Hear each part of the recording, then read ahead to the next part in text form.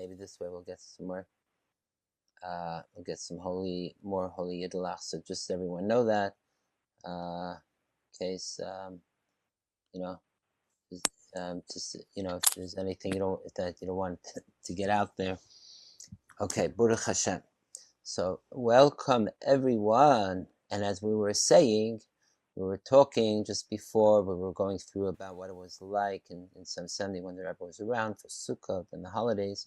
And then we're segueing now into how we're taking these packages, these peklach. It's like It's like the train. You know what they used to say, that what is Shabbos Bereshis? I remember hearing from the old Chassidim. They would say that Shabbos Bereshis is like the train took off, right? The train took off in the old time. There were there were stations, and train took off, and choo all going off. But what happens if someone gets late to the station, just misses the train? So then there were special horses you could rent, like riders that could ride really quick and catch up to the train and so you could have enough that you could jump on. So that is Shabbos Bereshis. You could still catch up, so to speak. You could still jump on. And that is one metaphor given for this idea of the Yaakov V'Holach Hadarkei, of how we're all we're hitting the road, so to speak. That already began Shabbos Bereshis, and then the next week. So that was sort of theoretical, but then now it's all the more manifested in the real world, where there is no more of the holidays. We're in the Cheshvan. It's sort of dark, the more there's no holidays during this month, and it's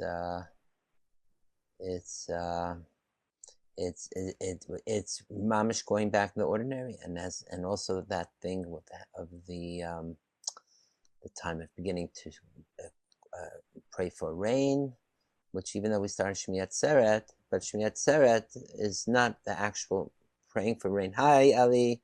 Great to see you, and hi, Jonathan. Welcome, everyone. Great to see everyone. Mamish back, so to speak. Mamish, and a new year, new faces, Pan Chadashes. And as we were saying before, this is it was the longest Mamish that we didn't have any of these Zoom gatherings. And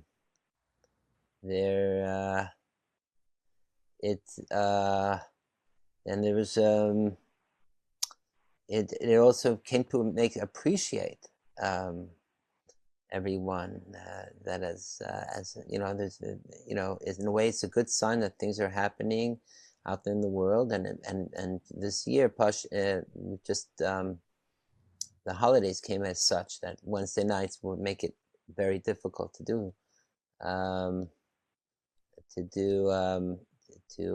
have anything going on here. So it's fantastic that we're here back and speaking about this idea of the Yaakov Halach Hadarkei, of Jacob, or all of us hitting the road. I was in fact last week on the road, which therefore couldn't tune in. We couldn't have it last week either. So Mamish being back now, it's like Shachiyanu, Vikimanu, Vikiyanu, Izmanazet, to this ordinary time, the month of Cheshvan, a time of Chesed, like their teachings, the Cheshvan idea of Chash, being silent. Things are quieter, silent. The celebrations are over. We got to clean up the whole party mess, so to speak. We're getting, things that if anyone's been out there, let's say upstate New York, the foliage, even the leaves, right, are transforming. Things are coming to a quiet, to a rustle, to a state of creating actually something like an inner enchantment, something very uplifting. It's very special being upstate. Also made it back to where I grew up, and some very intense, very personal moments of memories going back 50 years. And the place where this is almost exactly the way I left it then, like 50 years ago. It's uncanny. So it's like just like revisiting one's past in the present. And that's a lot of what we do every year with the coming back and even now coming into the ordinary, but taking with us the Tishrei Peklach, those packages. So we were talking about earlier about those that maybe didn't have the full Tishrei experience all the way, but do not fret. That's why we have another 11 months of the year, and some of us are late bloomers or on slow release or something, and so don't worry, Tishrei's in us all there, and it's coming out. Maybe it's easier almost to do the whole big spectacle and but it's more difficult to find that simcha, which is so much what the holidays are about, and being in touch with our spiritual sides, and so much more when things are, when it's the Tuesday in the middle of February or something, right? So then this, even whether we're conscious of it or not, it's beginning with the Tishrei energy. That's why it's known as the head. That's where it's starting from. It's like it's where the source of that vitality is coming from. That's nourishing us even in the cold winter times. Yeah, so Mamish, welcome everyone. It's great to see everyone, as we said. And so I'll tell you, firstly, if anyone wants to say hello, refamiliarize, please go ahead. Now, I know we haven't seen each other in a few weeks. And with having said that, I would say the following two things. Firstly, even before we go on into any discussion, learning, yada, yada, if anyone has any questions and or comments on any both materials or content we've covered in the past, or on more contextual stuff, framing stuff, what have you, or if anyone has any suggestions or something they would like to go over, etc., we can do that now. Okay, so that's one. Then the way I think we're speaking with Jonathan and others, it seemed like everyone is cool going back to the actual song of B'nai Heichala, the third song of the Arizal, and delve back into that and get it going. And with that in mind, to also do enough of a recap of what we've covered until now, not as much the two main subjects that we went into, one being the chambers and all that, the Heichalot, and the other being Tzimtzum and Rishimu and all that. Those are its own sub category. I was trying to figure out how many of the Tzimtzums we did. It's over 10 for sure. I'm not sure if it was like 12 at least or something, but that has its own. That could even be compartmentalized into its own series. And then B'nai Chala was a few too. So sometimes because we went from one, let's call it highway, to an even bigger highway. The exit became a wider highway, and now we're coming back to the original road. And therefore, we could go over in a way that will just encapsulate what this specific, the songs in general, context with Shabbos, specifically in the third song, which we only covered the first couple stanzas anyways, because we go that way. And I'll tell you another great thing that happened by not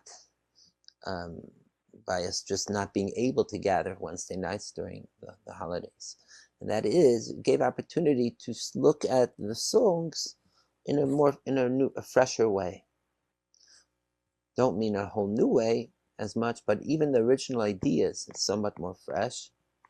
And moreover, to find even new teachings, not even new from former sources that we didn't really touch until now. Particularly of one of the great Hasidic masters, who's has not, which I feel has not gotten enough attention, because he was literally from the third generation of the Hasidic movement, second, third generation. He was a student of Rabbi Chil Michal Zlatchever, the great student of the Baal Shem Tov himself. So, right, so this is like quite early in the whole Hasidic development, and his name was Reb Chaim Tirer or Reb Chaim Chernovitzer. And he went, and he's most famous for his Sefer Be'er Mayim Chaim, and he became a great Rav in Chernovitz and in other places, and well, that's why he's known mainly as Chernovitz Rav.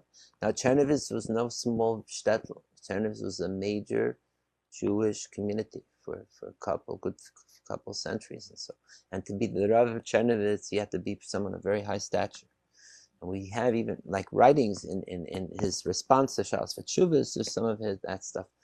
The end of his years, Reb Chaim Chernovitzer always aspired to make Aliyah, which he eventually did in his later years, age, and he settled in Tzfat, I think, which is also where he passed away, and is buried there. Not sure exactly where, but I recall he's somewhere there in the cemetery in Tzfat. So this is Reb Chaim Chernovitzer, and so one of his Sfarim that, in fact, I think it's the only Sefer that was printed during his lifetime.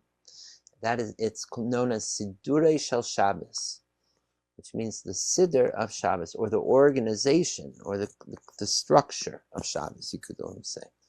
And what it is his interesting, it's like his Chassidish teachings on Shabbos and ideas of Shabbos, the time periods of Shabbos, the prayers of Shabbos, all aspects of Shabbos, given through this early Hasidic, rabbinic, Musarish, Kabbalistic way. It's a unique style. In his Be'er Mayim Chaim, he has long drushim, homilies, and it takes a lot to unpack. As far as I understand, he didn't behave as a full Rebbe per se. I don't know if he took kvitlach, like the custom, or had tishes. You had others like the Talmud Yaakov Yosef himself didn't fully act like a Rebbe, it seems like, either, who was the greatest disciple of the Baal Shem Tov, Yaakov Yosef HaPalna, and who disseminated so many of the Baal Shem Tov's teachings. So you could have been a great prominent chassid of the Baal Shem Tov, or students of the Baal Shem Tov, and even write great teachings of Chassidus, and be even great Rabbanim, but still not be a full Rebbe. Let's say others, however, like Rebbe Levi Yitzchak of Barditchev, who was at this same period. Rebbe Levi Barditchev was the Rav of Pinsk, right, and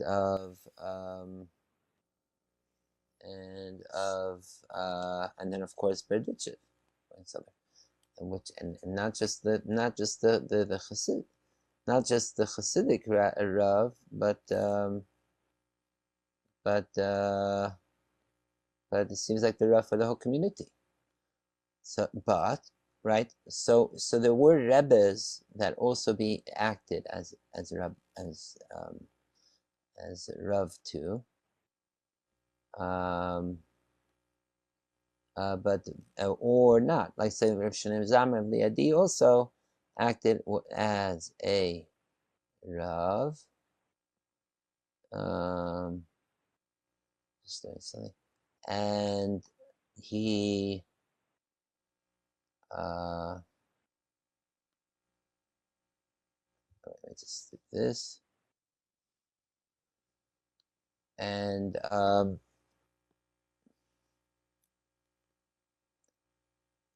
Baruch Hashem, got it. And yeah, I was just multitasking. So B'chaim Chernovitz, in his Sefer Siddur Shel Shabbos, when he's explaining things of Shabbos, when it comes to Shabbos afternoon, he goes off and he gives a whole amazing interpretation of the song B'nei Chala in a beautiful way, with the whole parable of the king and such. So now that we'll go over again from the beginning, we could also see it in a whole new light too.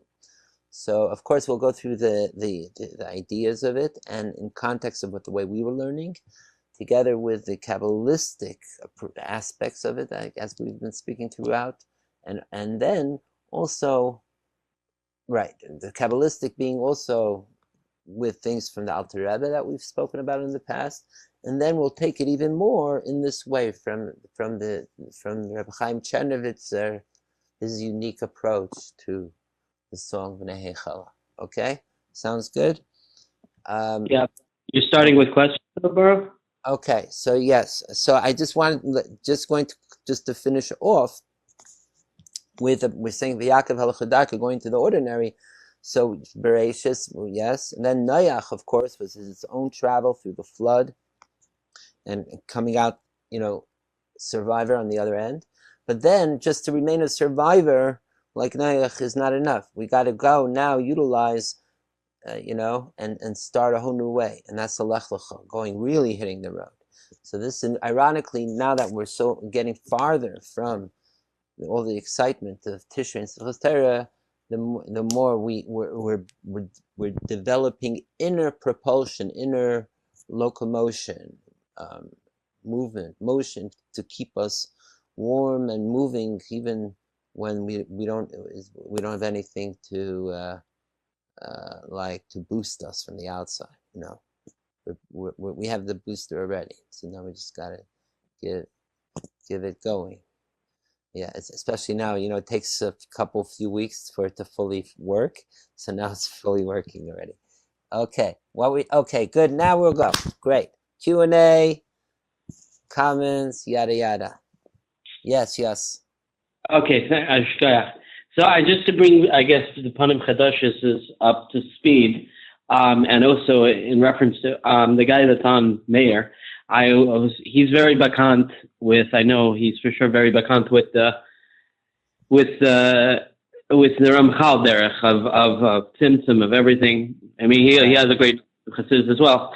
Can you, and I, in the last discussion with him, and based on what we learned and whatever, I've mentioned to him that to me it seems that the Litvish Mahalach of Kabbalah, that path, to me sounds a very coherent, closed system that just makes so much sense, all the way down to the Lashem, right? And Leshem, right. The Lashem, right? And with Hasidus, although I love it very much, there's always seems like, I don't know if you can relate to it, but the feeling is that there's ends everywhere. You know what I mean? What's the feeling that what ends everywhere? Loose ends everywhere. That loose ends everywhere. Yeah. Legabe Litvish Kabbalah. Do you understand what I'm saying? No. If you want to say that the Ramchal, that's where Meshach Chaim Luzzatto, or the Reb Chaim Volozhin, or as you were mentioning about Leshem and such, are articulating what they are more coherently, maybe in a certain sense, only because they sat down to write compositions. Unlike a lot of the Hasidic teachings are oral rewritings right, of oral discourses. Though when it is written as a composition like the Alter Rebbe writing Shaykh V'Hamuna and such, it's you could say in one page what it takes the others the whole chat, 20 pages. So No, um, I mean, it's not. I'm not saying who's better. or Who's is it or is it the content of what they're saying? it's the content Uh, to me. To me, the content of what it just seems. I can't. It's coherent. It's so logical. There's a logical aspect to it, and right. Chabad is so very. I'm not saying one is over the It's other. There's a right. certain thing you certainly Well, don't get it, but it's not right. Um, well, they're saying that they're Chabad, certainly meaning that they're using rational faculties, but it's not necessarily that the subject matter is in itself rational.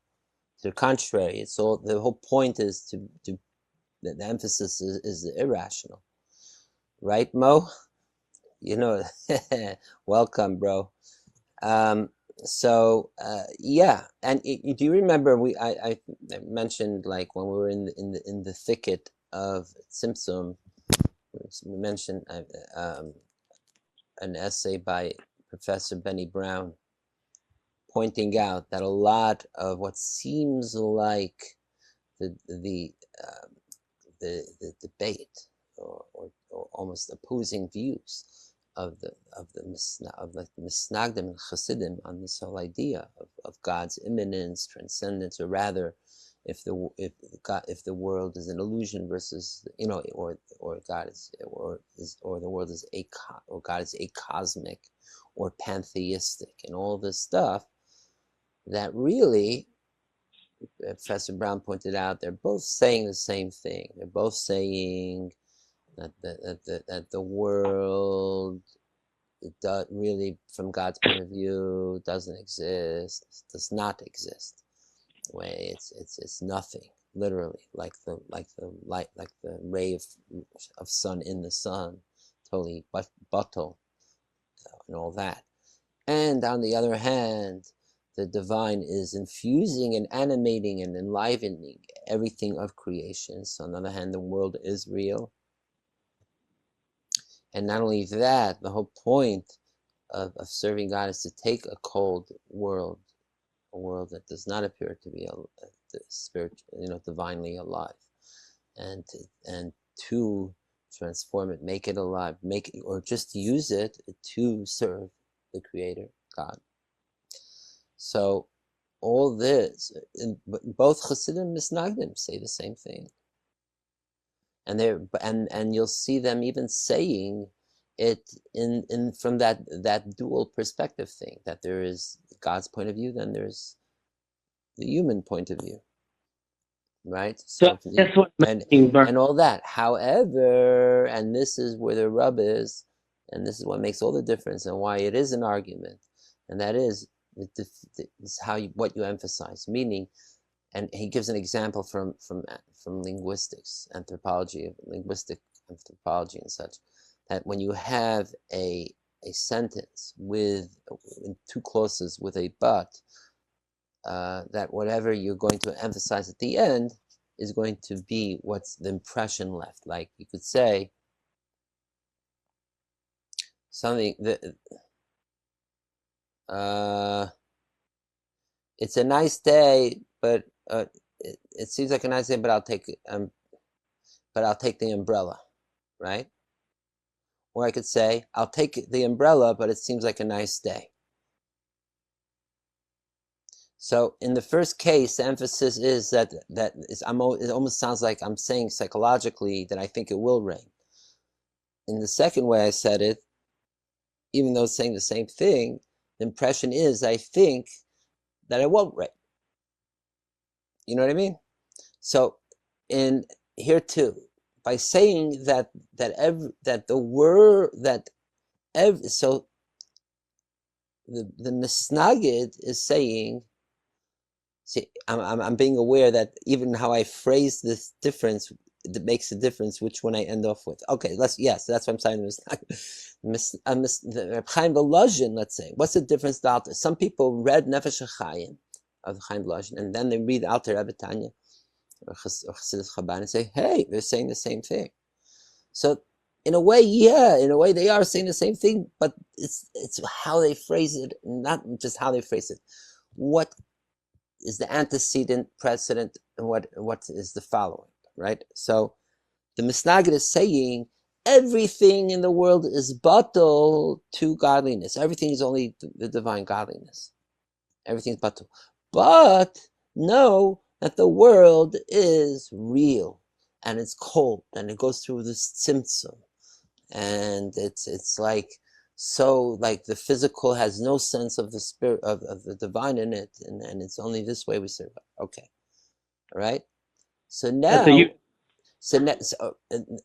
is the way the Nefesh HaChaim and Chaim Volozhin would phrase it. The way the Maggid or the Alter Rebbe would phrase it is the world that we see is real because everything's created by God and everything's in the world is real. But no, even this world that we see, everything is totally nullified to the total unity of the oneness of God. And really, there is not, it's not saying they're not that illusion, but just saying that the true reality is that nothing really it exists in its real the way we think it does. You know what I mean? So now, right? So now the chassid is now in this motion to going beyond the physical, to transcend. That's what chassidim are sometimes claim to be not too practical or down to earth, etc. Literally. Or that's why there were certain things that they weren't as precise as the Misnagdim were, even in halachic things, maybe. And they're given that to know certain ways. But there is this element of what is the emphasis? Even if you believe both are true, that they could and simultaneously be true, that the world doesn't exist because everything is only divine, and it does exist because God infuses the whole world with the holy sparks, with the speech that animates everything every moment. And we must say, and not only that, we serve the Creator through physical, and so it has to be real. So there. So we get it both ways, in the best of ways. You know what I mean? So a lot of the idea is to work to that also expresses itself in the two ways of yichud, of unity, as it speaks about in Kabbalah and Chassidus at length. The lower unity, yichud tata, is represented by the verse Baruch Shem Kavod Malchus Eloheinu Labad. We say in Shema, which is the way that the world, that to realize or recognize and sense that everything in the world is divine, is the divine, through and making the world exist. But that's still the lower unity. The upper unity, the Yichud Ilah, is that to get to a level where nothing exists, total bitul, total surrender. This is a very high state, and typically we say this is a state for the tzaddikim, righteous. There are times that we all can even, and I remember the Rebbe talking about it, even at times, like in Kippur, of course, is a time, and others. And guess what? Believe it or not, Shabbos is one of those times, and that's what we've been learning so much throughout, from the very beginning, learning with the Kagavna, and from the Zohar and Shabbos, and we say Friday night, and then now with the songs of the Arizal, that the mamish, that it's about the mehave echad be'echad, to be one in one, to make whole the lower unity. That everything in the physical, our world, is one with the divine, and then also have a sense of that we're also making an upper unity in the realms where, from that perspective or state, nothing exists, and getting to that point of, let's say, even abstracting from the form, from the multitude, even getting to a state of pure oneness, and that is the unity of the two unities, the lower unity ascending, elevating to get to the upper unity. And as we've been speaking at length, the way this reflects both from Erev Shabbos, right before Shabbos, Friday afternoon, into Kabbalat Shabbat, the prayers of Shabbos, and then the meal of Shabbos, being that's the first time zone of Shabbos, the Friday night, the Malchut, the feminine, elevating up. Then that is followed by the second time zone, Shabbos by day, the prayers of Shachat Musaf, and then the second meal in Kiddush. And that is taking it even higher. And then the third meal and prayer, Mincha, and the third meal is then bringing that highest of the high down, and all-encompassing, including even the lowest, the highest as one unity. So that is the actualization of the unity of uniting all the unities, the two, the lower and upper, and to a state of pure oneness. That is an extreme nutshell of what's going on with that Shabbos. I have the charts. I would share again to refresh ourselves with this process of the ascending, the unities, and the ascending of the energies from the lower realms of Bria, Yetzirah, Asiya, up to Atzilut and higher. But I know this was a time of, I was going to do it anyways. And I know this is a time for comments, questions, and answer. So I'm just checking in if there are any more of those, or should I continue on this refreshing of the Shabbos energy flow, let's call it. I have a question. Okay. This is something that I asked in high school. I remember. I didn't go to Lubavitch High School, but there was something that a teacher taught us about godliness being in stuff. Right. It wasn't a Hasidus class, but I asked the question, then if so, why can't one bow down to an inanimate object if godliness is encapsulated? I mean, if godliness is contained in an inanimate object. Right. It's a very good, profound question. The very simple answer is that yes, there is divine and God in everything, even in garbage, even in an idol. I think we even read this early on when we were just touching on the Tzimtzum material. We read from the Magid, where he says something like that too, that there's the spark of the divine that is even keeping a getchke, as we say, to exist. So how is that? So of course it does not mean that we bow, or that we worship that, or worship Asherah or the trees. And it's confusing. We recognize the divine power in it, in the sense that it is like a messenger, conduit of God, the Shekhinah, the divine. But we reserve direct God worship to the least mediated way and flow. In our sense, is that which transcends the physical.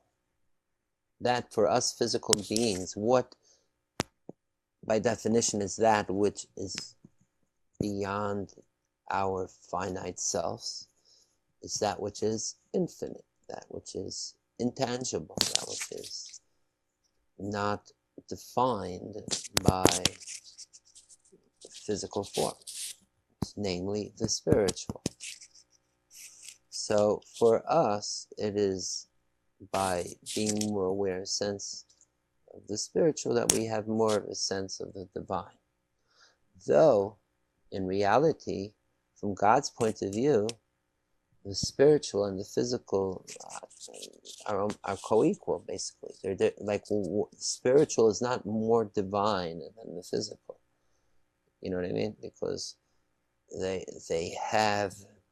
both are real and both exist, both are true.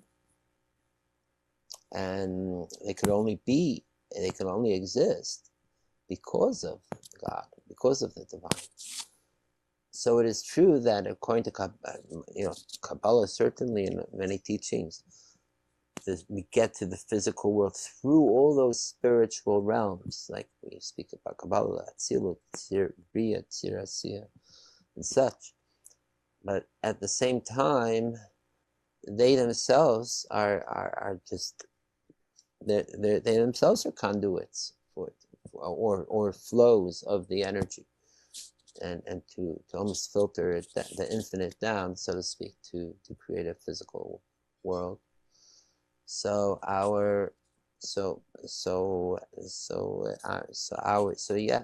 the tree, the physical tree, is here only because of God, and it contains God energy, spark, flow. But is it like the source of all this energy? Not necessarily. It is that the way the divine energy has manifested into physical form, objects and such. There is the way that it's more abstract. It's not contained in anything physical. Like even, let's say, the idea of angels. And even angels have quote-unquote forms, but they're a spiritual type of form. And they're spiritual entities, not manifested in our full in physical way, but still have something like that. But then there's more abstract, like the Zemirot themselves. So they're like these luminary conduits and vessels of the divine, right? But they're still like something with vessels. So it's still not the purest divine. And you go up higher and higher till you get to the source, so to speak, the essence of God. And that is where that is the real, let's say, that is the God that's behind all the curtains, so to speak. It says that I'm sorry. Okay, just hang on. I was just going to mention, even the Talmud and Midrash are aware of this, because we pray to the great, and we're very descriptive of God. And so one thinks that God is manifested in all these ways, but we say, no, we pray to, like a child prays, just to God, beyond all aspects, attributes. So it's not,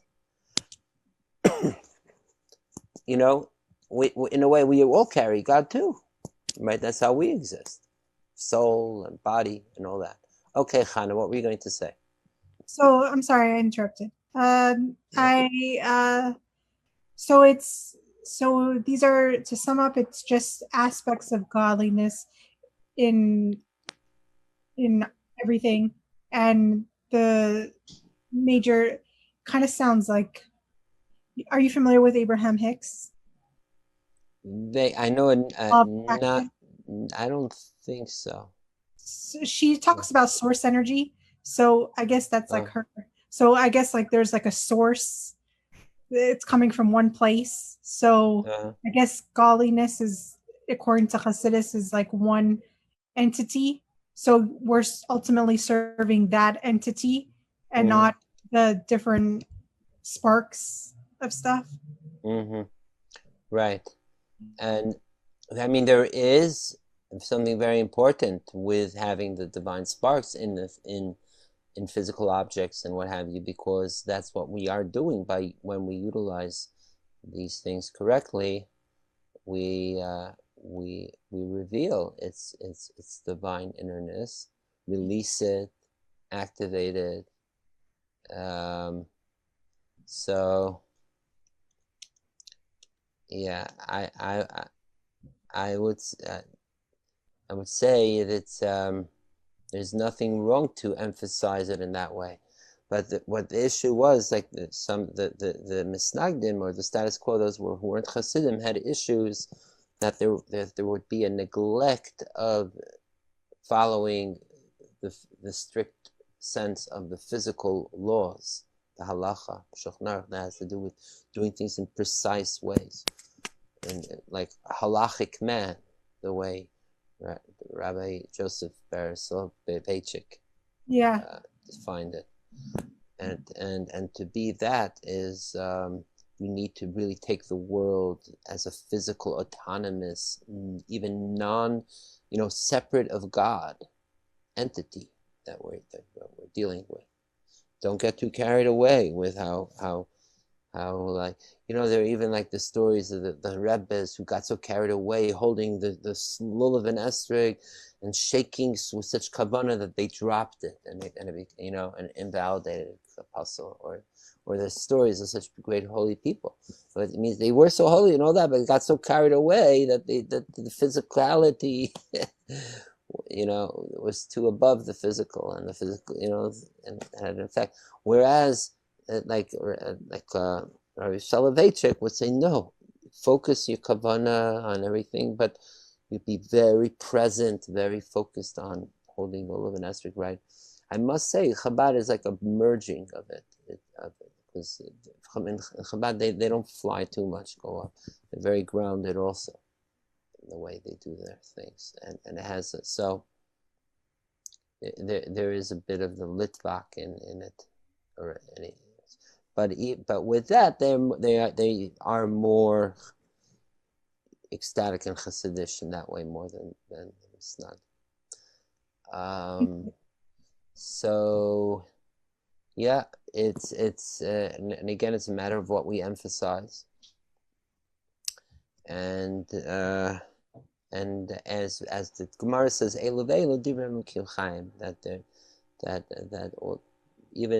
even opposite opinions like Beis Shammai and Beis Hillel are still from the same one source of truth, and that's the greatest aspect of it, that the truth can even express opposites. Yes, question 917, raised hand at least. Yeah, that's me. Yeah. Question: is there also an idea that halacha? I've heard it suggested by one author, at least, that halacha has a way of neutralizing the mystical impulse. That that seems quite like common sense. Some like this. There's the following obvious observation made. It's not from a Hasidic source, from a Snagdi source, that supposedly the Tzemach Tzedek, the third Chabad Rebbe, said the reason why his grandfather Alter Rebbe wrote the Shulchan Aruch, the halachic way, was because the ecstatic passion of Hasidim could, as expressed through their prayer and through their teachings, could be so overwhelming that it could break through the bounds of halacha, which is why he emphasized so much halacha to keep things balanced, extreme to the other. But honestly, there's no real Hasidic source to this, and the Shulchan Aruch was actually the idea of the Maggid of Nitzotzot, who instructed the Alter Rebbe to start to do this project. But it's sort of, you could say, it's honestly, it's a bit common sense. You could even say they did it twofold. First of all, because they were already having differences in halachic ideas from the status quo, and their ideas of prayer, ideas and other things, of time of davening and such. Secondly, maybe there was a thing of almost as a rebuttal to the Misnagdim, or those who are attacking them. Oh, you're saying we're not observant and all this. Look at where we're at. We're holier than you even. We have and not only that, the Alter Rebbe also wrote his Shulchan Aruch with not only with great acumen and precision, but also he has like his more like learned pieces, the Kuntus Achron, which really showed his genius and such. So everyone, no one could refute that he really knew his teachings and his sources. and knew how to learn. So that was another thing, way to show that Hasidim are not a heretical antinomian separatist group, but they're just the part. They just have different customs here and there, different ways and different emphases, but they still believe the same things more or less. But Okay. one last thing. Okay. Yes. One last thing, though. We know, I mean, even within Chabad, there was a contemporary, not contemporary, he passed away, without mentioning any names, but a Hasidic Rebbe that even they're Imnitzer, they said. He was always flying up and down and all around and not really keeping times, and yet we celebrate him like we like. How's that? I mean, it's just, I think it's just on davening thing here and there and a couple other things, but Okay. And then their piety is so much more in 80-90% of everything else that, come on, it's not a real. I don't think it's a major argument. It's not tefillah. They have this is a discussion for over 2 centuries. The Hasidim have already defended their position. So it's not, you know what I mean? It's not a new thing, but Misnagdim still have their position. But it's not coming out of nowhere, you know what I mean? It's, right. And it's not enough to make it like a whole, like antinomian or sectarian movement. And certainly by the mid 1800s, they were like really integrated. And now Hasidim learn in Misnag yeshivas, Misnagdim less so, but learn Hasidic yeshivas. And I mean, there's still certain differences. And honestly, I did come across something written in the name of Arizal Brisker on this very point of if the world is a reality, and if the world exists, or if God is manifested in the physical. That Arizal Brisker is saying that's one of the 3 main issues they have against Hasidim, and that's Chabad and Breslev. He says that most Hasidim have already integrated enough into the mainstream normative, but still Chabad and Breslev you have to run away from because they're still not fully reformed, so to speak, in a way. He was saying, like, even in Ger, the Ger Rebbe was already starting to daven Vasikin, and they're very makbid in time, but not Chabad and Breslev. He has issues still, and other things. So, but there again, there was like this idea of like the Misnagdim want to emphasize what they want to in the argument. The Chassidim want to emphasize what they want to in the argument. And again, this affects, this is also related to the whole idea of if tzimtzum is literal or not that we went through for many weeks. So now, okay. So what we're going to do now is we'll take another couple. Mayor's question. What again?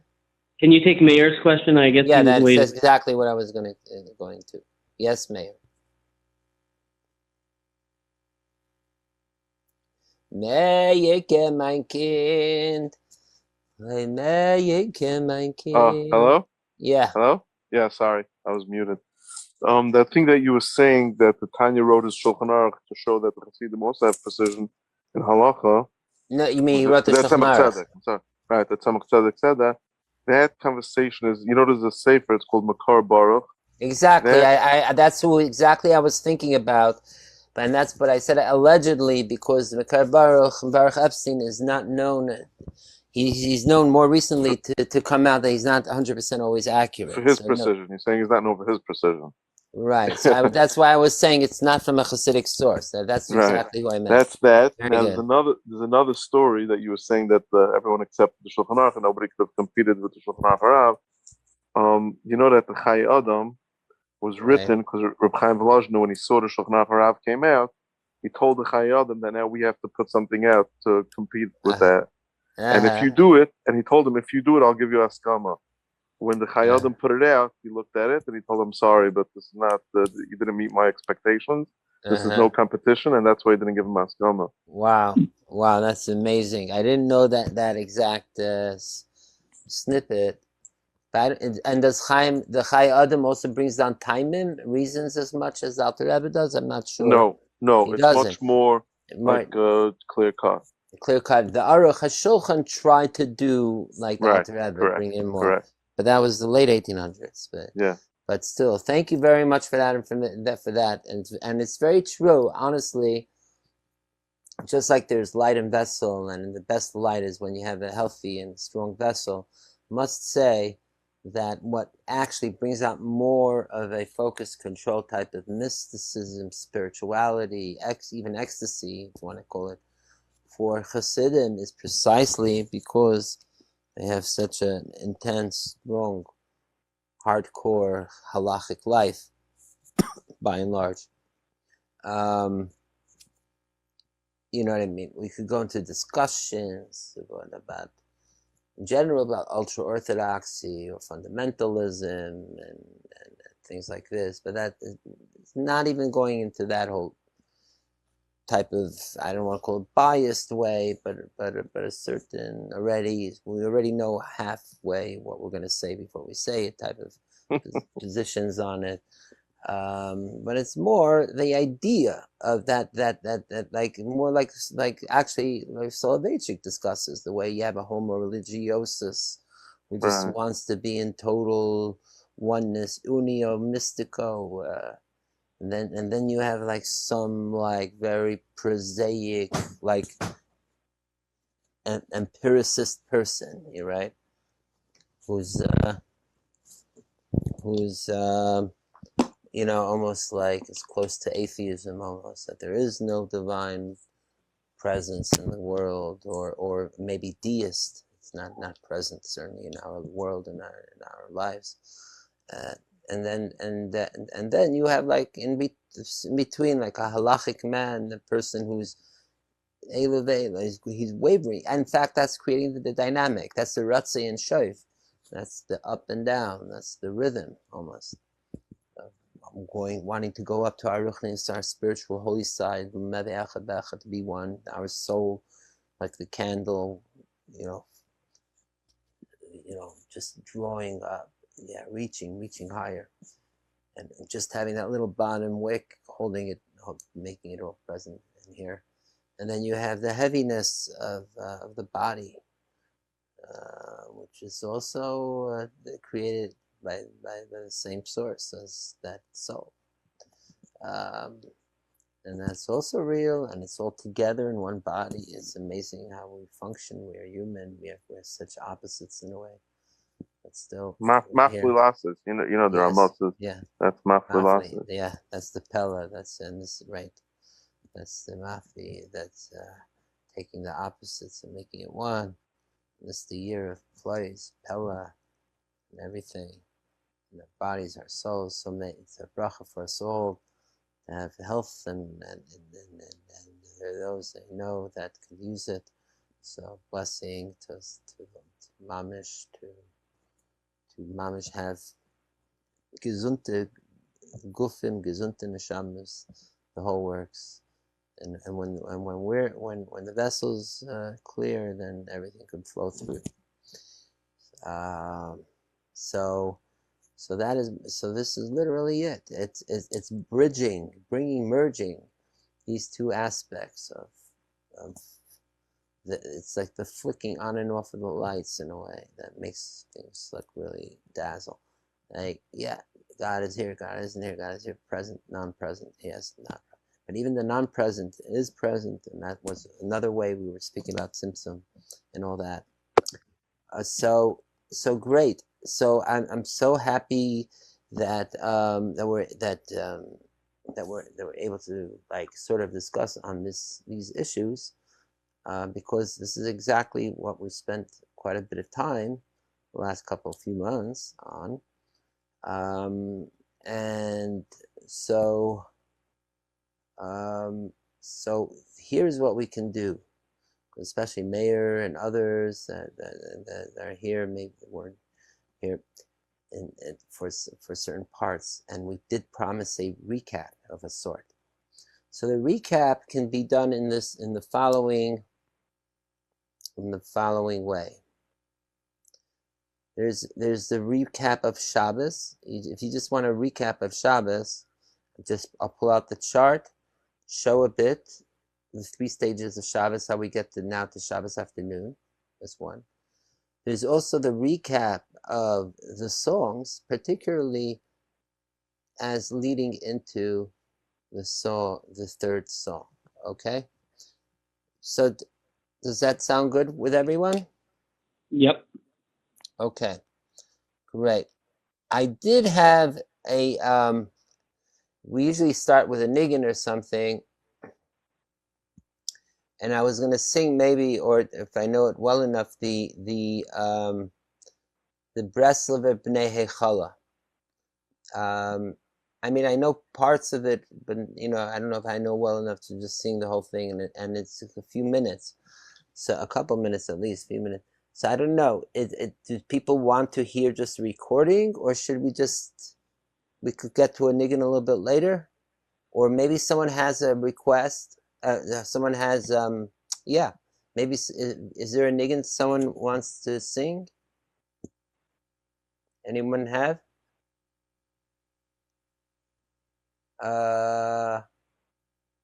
Let's see. Dena, Eli, Yossi, a niggin? A niggin. I can try to share a niggin. Okay. I'm having a lot of internet issues, so I hope I don't lose it in the middle of it, which is why I don't have the video on. Jonathan, nice voice, Jonathan. It's been a while. It's nice to hear your voice. It's been a while. Yeah, you too. So this is actually, Baruch, what I had started to say. I do not know the origin of this particular nigun. It was the nigun that Rabbi Kret, Zecher Tzadik Levarcha, had used at the Old Broadway Synagogue for many years. I don't know where he got it from, but Mistoma, as he would say, he brought it over from the old country, and maybe somebody will recognize it. So I can try it. Yes, just so you know, Rabbi Kretz was this old rabbi up in West Harlem, and he was a Holocaust survivor, and he was an amazing individual. He had been, before the war, he was a Rosh Yeshiva in Ostrov Mazowiecki, Poland. Right. And he had the zechus when he was a Talmud to have actually spent a Shabbos by the house of the Chafetz Chaim. Chafetz Chaim, right. Remember that. Cool. All right. An amazing interest. Okay, yes. So. B'nei Hechala dichsifin lemechazei ziv dezer anpin yehon hacha b'hai taka devei malka begilufin tzvu lachda b'hai vada begoririn v'chol gadfin hadu hashta b'hai shata devei ravad v'leitzan zafin Krivu li chazucheli diletin indit kifin levar natlin v'la'alin hanechal bin dachatzifin v'ha azmin atik yomin l'mincha adeyahon chalfin ra'u dilet zigale leit levatala b'chok lifin yishav elon binok vehun v'tamrun b'gochefin Are hashta b'minchata b'chedvata dizer anpin. Wow, that's amazing! Wow, I'm so happy that you shared it. You sang it. I'd love you to sing it. Maybe could you sing it one more time? Sure, if it's not a tircha letzibur. Not at all. It's amazing. I never heard it before, and it's I'd love to learn it. So also we're getting it captured now too. So just one more time for extra points and to sure. So we get the feel of it again. And by the way, he would follow that and go directly into during Shalosh Studis. or toward the end of Yeah. Shalosh Sudas, he would go Yeah. directly into Mizmor Shir,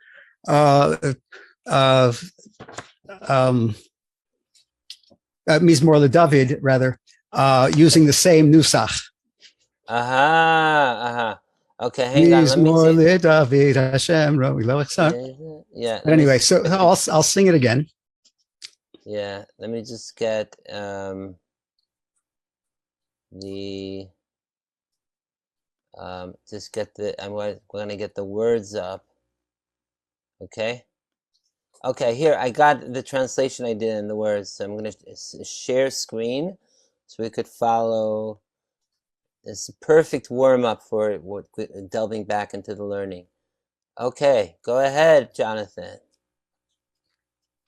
B'nei hechala dichsifin l'mechazei siv diz anpin Yehon hacha b'haitaka devei malka begilufin Tzvu lachda b'haivada begoririn v'chol gadfin Hadu hashta b'hait shata devei rava v'leitzafin Krivu li chazucheli dileit dinin dit kifin levarnatlin velaalin hanechal bin dachatzifin vehaazmin atik yomin lemincha adehon chalfin Ru'u dileit galele levatala b'choklifin Ishavelon benok vehun vitamarun begochefin Are hashta biminchata bechedvata dizer anpin.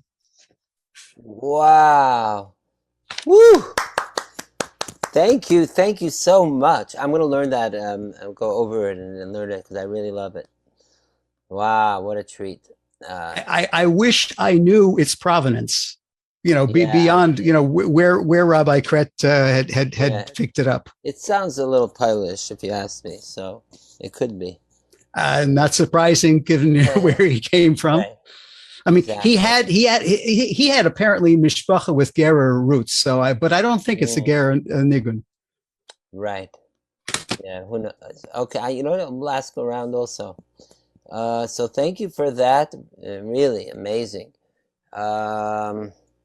So now we got the warm up. Now we could delve into back into Shabbos space, right? So how about this? How about it? You know what? I will share the chart for Shabbos, okay, and then talk also about the songs with it. Maybe that would help, okay. And this will be our recap of, and then that way we could go straight into into B'nai Chala. So here I'm share screening. Here, okay. Everyone sees. Whoever wants to can. So, as said earlier, that Shabbos is dealing with 3 time zones. The lower unity is going from these 3 lower realms of the weekday, Bria Yitzir Asiya. Friday afternoon, evening, we're in this overlapping zone. Top of Bria is making contact with Malchut, the lowest realm of Atzilut, making this lower Yichud, like it says here. So there's this happening Friday night. Then there's the upper Yichud going on here. Then this upper Echad Be'echad, 1 and 1. And then, so the lower unity here makes its way up here. So if you look here on this side, Friday afternoon is still lower. Friday, if you make an invisible horizontal line, you see Friday evening is there. Shabbos day is, so by the end of Friday night, by Friday night, we make it all the way up here, Chacham Bina Vatzilut. We're in contact there. But then Shabbos day, we're going even higher. We're going up into the deepest of Keter, the Atika Kadisha, Atik Yomin, the ancient of days, the innermost of the Keter, through Arachanpin. But it is still in its most potent state. Okay, so again, Friday night we went from is the feminine, which is rising up, It's also represented by the holy apple orchard. And then we go up Shabbos day is the masculine, that is the Eranpin, the small face, which is mainly the 6 midot, Chasik Vertiparis Nesachot Yisod. But it reaches up Shabbos day, Tatika Kadisha, the highest, the holy ancient one, up there. Incidentally, this Atika Kadisha, this is the pleasure or delight principle of Shabbos, because all of Shabbos is mainly about Tanug, Oneg, Shabbos, delight, bliss, and that's where we get the highest point, Shabbos by day, but it's not fully expressed yet. It is only Shabbos afternoon that we now bring this highest point and to make it all encompassing, even down here, even to the lowest of Atzilut. Let's see if there's another chart here. This is the Tainug one is showing it, how it's going. This is way too detailed, honestly, but you get an idea how it comes down, all inclusive. All right. Good. So this is also expressed in the 3 songs of the Arizal. The song of Friday night is the song is Azamer Bishvachim. I sing or I cut. It's the initial with song, which is the initial separating from the negative forces of the weekday, the klipot and such, and make ourselves prepared for the Friday night meal with all the aspects that we had in the Friday night meal, the wine, the 12 loaves of bread, and even the candles lit, the vessels, etc., the table. And we went through all the details and what all that was. But that was all.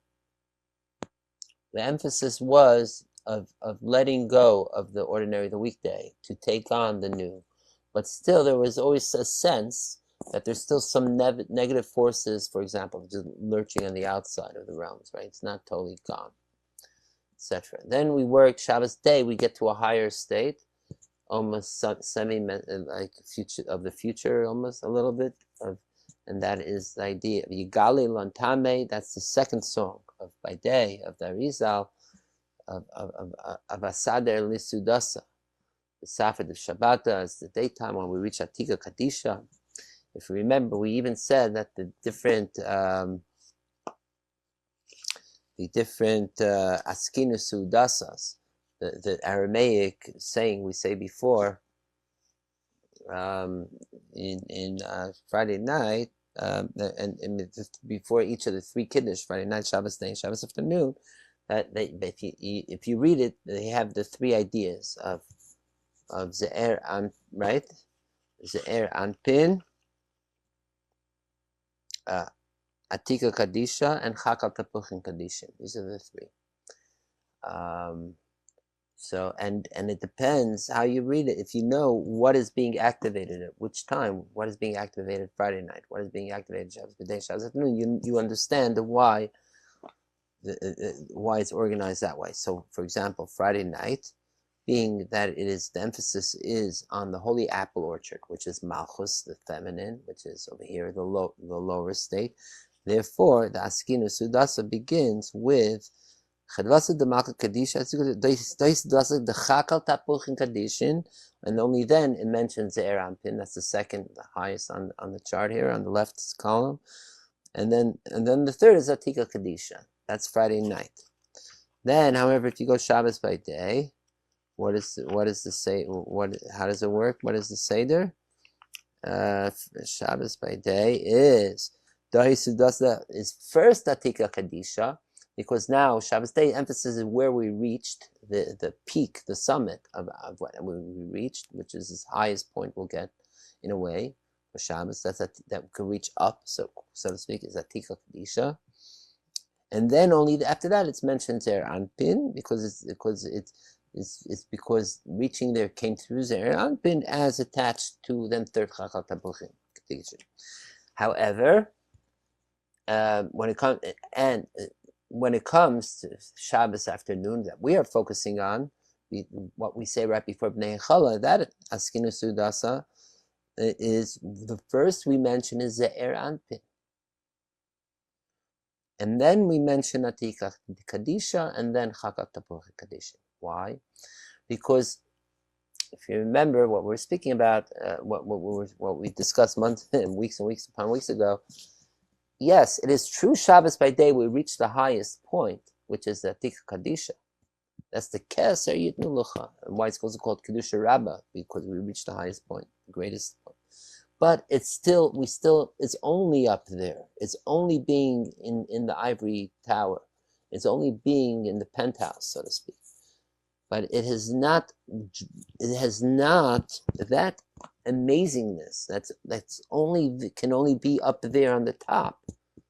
That has not been shared yet with all of existence. It's only those that can elevate themselves and get to that highest point and ascend and can reach it. But really, the aim of Shabbos and everything is not just to get the high and to be up there, but to take that high and bring it down. Meaning, bring it down doesn't mean to lessen its height, its force, its potency. It's that it remains that potency, yet it can be even on the lowest realms. And that is the truest highest. Because something that is high and can only remain in its high state, then it's still limited in being in the high. It can only be there, high, on that high state. Like, right? But it's not all present. It's not all encompassing. It's limited in its specialness. It's when we can take that thing that is so great, high, special, and able to bring it into everything, and in fact transform or show that everything is in fact the same as that great high, then everything is high. Then everything is on that high state. Everything is sublime. And that is accomplished Shabbos afternoon. That we take, that what we're doing is we are not keeping Atika Kadisha locked up in the attic, in the top, but Atika Kadisha is released and now encompasses not just up here Keter, but all the way down to the lowest of Atzilut, already getting ready to go into the weekday back into Bria again, in a whole new state, whole new elevated state. So this is expressed, this idea of why Shabbos afternoon is in a way greater than Shabbos day, and why Dafka Shabbos afternoon is known as the Raven, the Chorayven, the want or will of all wants and wills. It's the highest. If all of Shabbos is the light and in the holy wills, then and this is the will of the world. So you can imagine where we're getting at. It's also a time of sometimes you say it's time of silence too. It's really in Hasidic communities with Rebbes, the tish of Shabbos afternoon going out of Shabbos is the most magical, most sublime. They even let the candles and the electric go down, and the Rebbe says the Torah in the dark. So to get to that level is ironically comes through a whole week, a whole Shabbos of eating gefilte fish and challah and shalom and all that being manifested in the physical world, and that is the specialness of Shabbos too. That Shabbos is not limited like in Kippur just to be in the spiritual holy. That Shabbos is in even our physical thing. The physical is spiritual. That's what they say. That you don't even have to do that much of the selection process of the food and things in the world like we do throughout the week. We're more on a psychic spirit level, not on this verbal, mundane as much. And so this is the climax, so to speak, is Shabbos afternoon and the song Nehei Chala that we're learning. So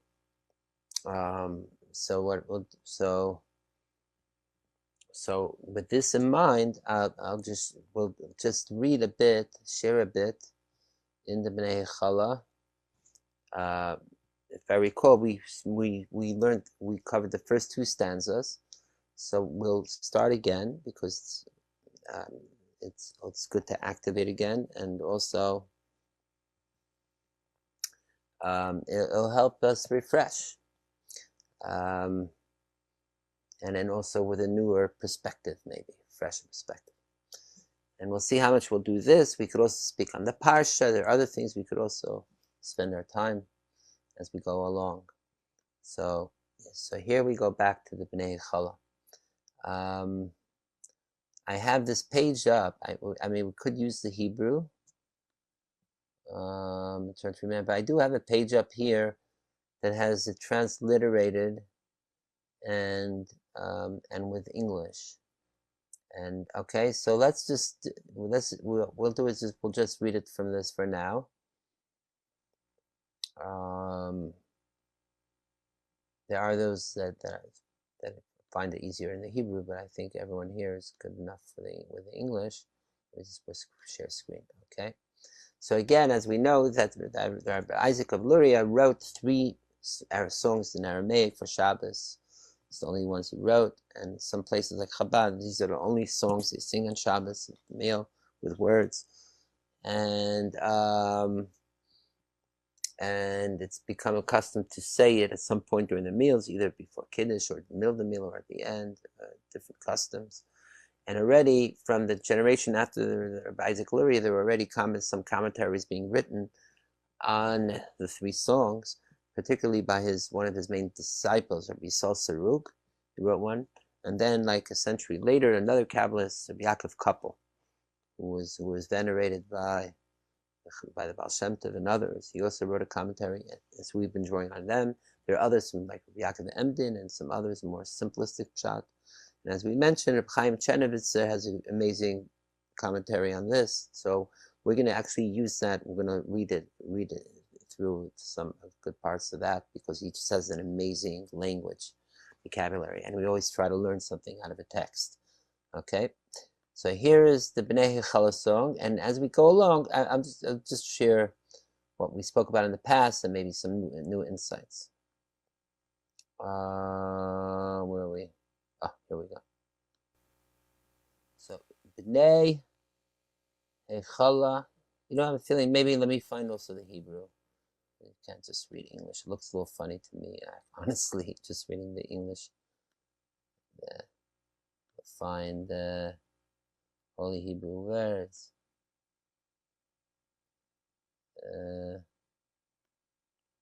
Here we go. Okay, I'm happy. Here we go.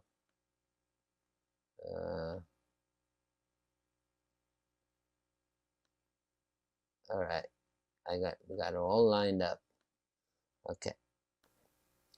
Nay. Maybe do like this. All right. All right. Here we go. Nay Hechala. Bnei Chala. These are the people of the palace or the chamber. Okay. Here, Bnei Chala. Okay. Who are these people of the chamber, the palace? So there's different ways to say it. Who they are. They can either be, one way to look at it is that it is the scholars, the elitists, or the Kabbalists who have access to these greater insights of the teachings and the higher realms and the chambers. And as we have spoken and gone through in length in the past about the great ascent and odysseys, journeys into spiritual chambers of Rabbi Yishmael, the high priest, Rabbi Akiva, and others. So there was only certain great visionaries, in a way, that can really access go through the chambers. These particularly, there's 7 chambers we speak about. Getting to the innermost chamber is to be one with the king, so to speak. So what we said is, if you remember, we explained what is that. Why does it say bnei hechala, the people or the children of the hechala, one chamber or the palace? Aren't there many chambers? There are hechalot. Don't you have to go through? Those that travel through the chambers, aren't they going through 7 chambers? Why do we say one, the chamber? So I shared what came to me, an answer possibly, that that is the whole point, that it is when we work through the process, going from chamber to chamber, especially now at the end of Shabbos, we've gone through the 7 levels. We say generally, as before that, there are 3 levels to Shabbos, but more detailed, there are the ways that it's described that there are 7 levels of Shabbos, and that we are now at the end, we're in the 7th chamber, so to speak. So what happens there? We reach the access, we reach the unity. And once we reach there, it reveals that there are no walls to begin with. It is really all along one chamber. And if you remember, I shared a mashal, a parable from the Baal Shem Tov, saying almost the same thing, of the king who invites people to come to try to find him in the innermost chamber, but he puts distractions up at the various doors of the chambers, and people get distracted. It's only the wise one who doesn't get distracted and reaches the innermost chamber and gets everything. And when he reaches there, he realizes that all the even obstacles or distractions, these were all illusions. It's really one chamber. So that is our point. That's the point that's maybe that's being made here by the Arizal. That it's now that we are at the end of Shabbos and we've reached that highest state as shown on the chart earlier, of the Atika Kadisha, the highest of the innermost, most sublime bliss, and not only keeping it in, but now that it's expanded and it's encompassing all aspects, all faculties of what? The Mechse Ziv de Zer Anpin, to see the rays of Zer Anpin. Zer Anpin, again, is those are the 6 Zemirot. That's, let's say, the lower realm. Here's back to the chart. So the Zer Anpin would be this middle matrix over here. So we're saying we're drawing it back down from the Keter back down here to make it as if this is. Let me see if I could do the annotating thing. Yeah. Here. So what is happening Friday afternoon, Saturday afternoon, Shabbos afternoon, you see what I'm doing with the blue? This is what's happening. Right? All this is now one. That's what's happening. I don't know if anyone else sees it. I don't. You don't see the blue on the chart? Now it just came up. Maybe my screen is just being delayed. Okay. So this is what we're saying, that it's not just up in this circle, but now it's a big expansion of the Keter taking in all the levels. And that, again, you see all these realms are like different chambers. No more 7 levels and all that. It's all one. And that's the chambers. And so this is Lemerse, to see Ze'iv de Zer Anpin, the ray of Zer Anpin. So even though Zer Anpin is down here, true that, but that in a way is the point, that we are drawing the Keter down through to this lowest level. That's Zer Anpin. We can even make it in a way more like closer like that. You know what I mean? But that's the point, that it comes down to include the Zer Anpin to get reactivated again for the next week. But to see the ray, Ziv means to be in a revealed state. That means the Keter is now uninterruptedly, divinely channeling through here, Zer Anpin now. And it's one. It's like morphed into one organism, so to speak. So one flow. And so Atika Kadisha and Zer Anpin are now one, Mamish. And with Malchut, with Chakat Apuch condition. That's why, which is even lower, the Malchut.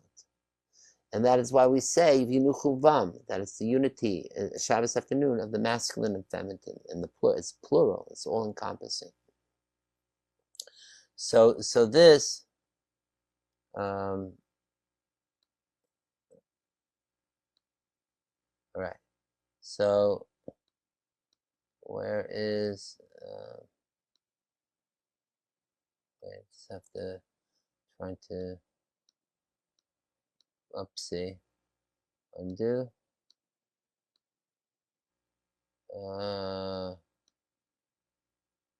There we go. Okay.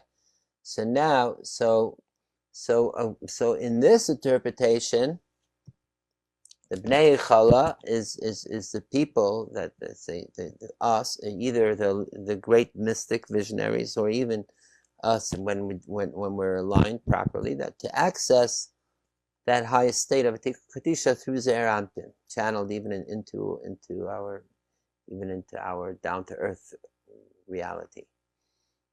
Okay, that's one way to see it. Another interpretation of Bnei Chala, which is brought down by the Kabbalists also, is that the Bnei Chala are the angels still. That there are the angels themselves are elevated now. Why? Because in fact that's a major difference between the weekdays and Shabbat. The weekdays, when we're working in the world, we're also elevating things. We're elevating, I don't know, when we make blessings, we eat food, we pray, we do a good deed. We're elevating it for the physical world. But it's the world, or even ourselves, being more refined, that is being elevated. But the angels themselves stay in their place. It is particularly Shabbat that it says that the angels also elevate. That's why we also start off Friday night, Shalom Aleichem, Malach Yashar Tzitchem Shalom. They're in flow, in motion. They're going up, down.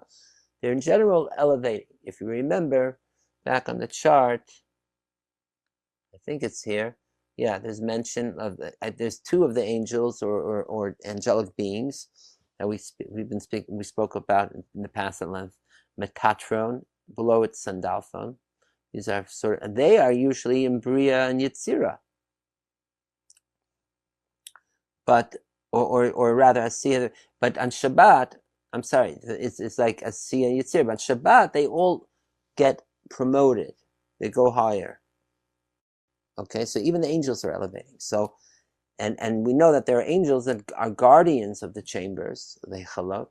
So there are those that say Bnei Chala, the people of the chamber, refers to the angels. And guess what? Again, they're both true. We could say mamish that they're both true, because if you remember when we read the short intro of Rabbi Yisrael Sarug to his commentary on the songs of the Arizal, and he says that the purpose of these songs that the Arizal wrote, and in general singing songs, Shabbat, songs with words, etc., the shirim and all that, is because that is how the souls of the righteous, or the souls of those that participate in the prayers of Shabbat and the meal, are elevated, and also their prayers are being elevated by the angels that carry the prayers and songs, because there's special angels that are attuned to be like the carriers of the songs of the people who are praying or singing. And moreover, since they're carrying them, then they themselves are being elevated.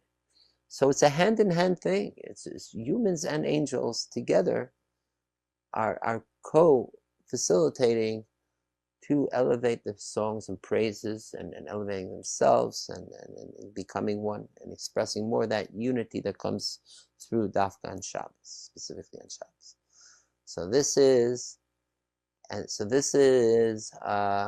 the first stanza, that the people that those that when we're attuned and we're in this revealed state, then we can actually see the glow of Zeir Anpin, of meaning not just Zeir Anpin, but how Atika Kadisha is fully in full force glow through Zeir Anpin. At the same time, we say it's dichsifin, but they yearn. It's almost like they never got there yet. It's almost because ultimately we are finite and God is infinite, and whatever is beyond us is, or what have you, even the spiritual realms are before before the God's essence is infinite. So how can we? So there'll always be on a level a sense of yearning, even when we do reach the climax here. But in a way, this is also an encouragement and a invitation. What do I mean? Because let's say let me ask you a very simple question. This first stanza, the people who are yearning to see, who is saying this? Is this being said by someone? Is this an omniscient narrator? What do you think? Does anyone have an idea or sense what you think? Okay. I think it's a narrative from the.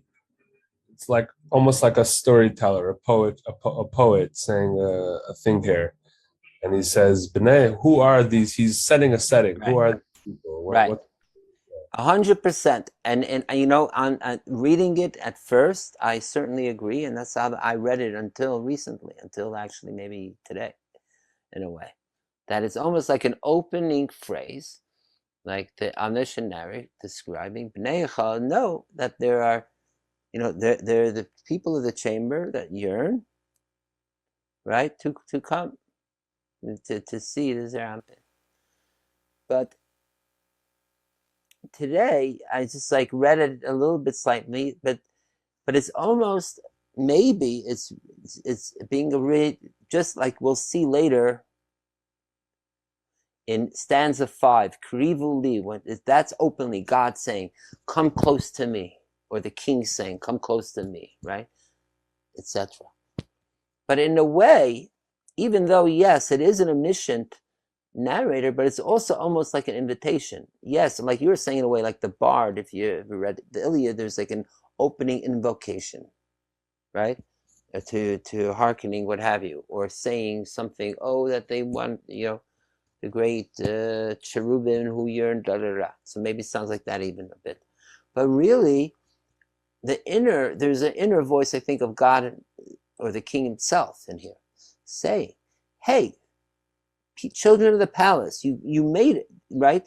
You want to get to the innermost chamber. That's what you're yearning for. That's what you're going for. Keep on yearning. Keep on, right?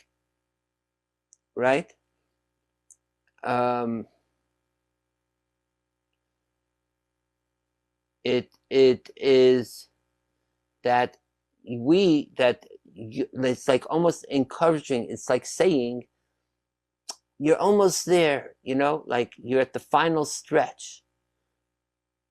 You just have one more last thing, thing to do to get to it. Like you're so close, That's it. That they yearn, because we went through a Friday night and a Shabbos day, getting higher and higher states of revelation. But we're saying here, we still didn't get to the actual pinnacle. There's still a state where that we're still yearning to get to more and closer. How does this play out? When we'll look at Reb Chaim Chernovitz's teachings, we'll see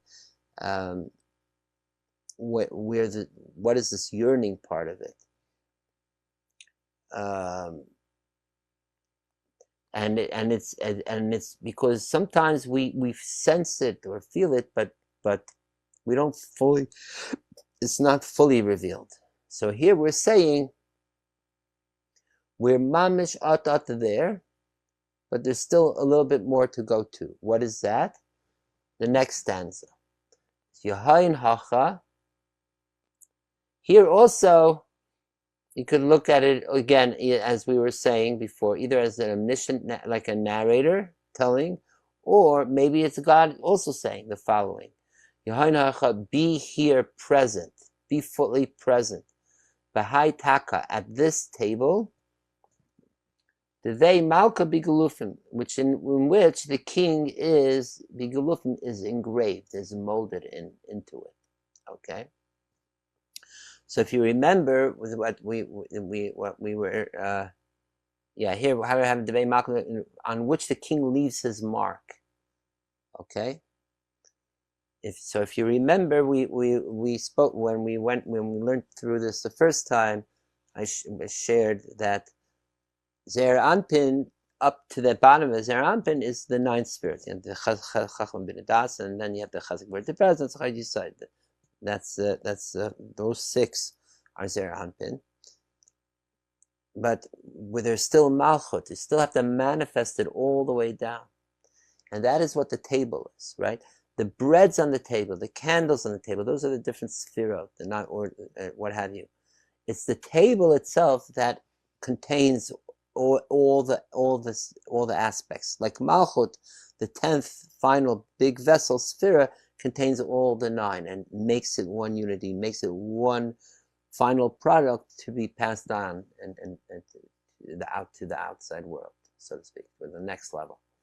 So this is the table. This is the table that we're around Shabbos. And it's in this table that the king is marked, leaves his mark or is engraved. Okay?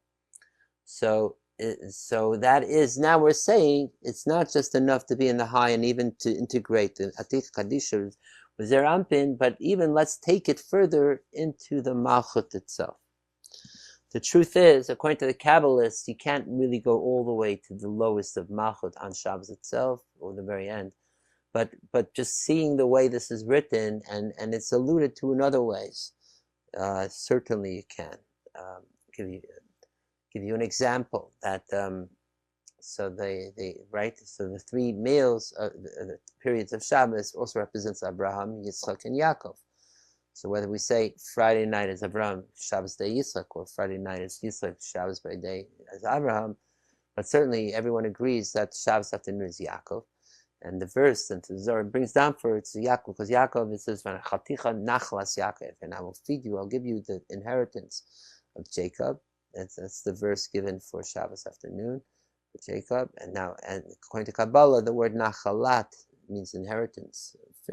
Is actually coming from the word nachal, like a stream, a river. And like a river that coming from above and goes and unites from the highest mountain peak to the lowest valley, so to speak. So it does reach all the way down, and that is the idea that of Shabbos afternoon also, that we're drawing down from the highest peak of Atika Kedisha all the way down into Zer Anpin, and even more into the table, which is represented by Malchus.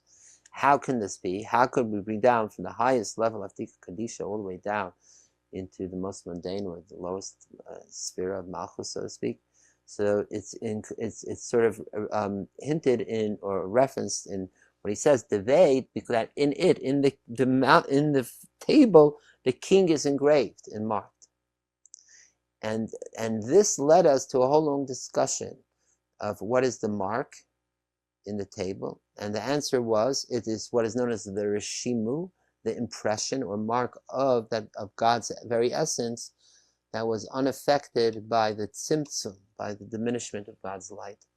And so once we started discussing these cosmological these issues of, we mentioned tzimtzum and Rishimu, that is when we went to multi-week discussion on all that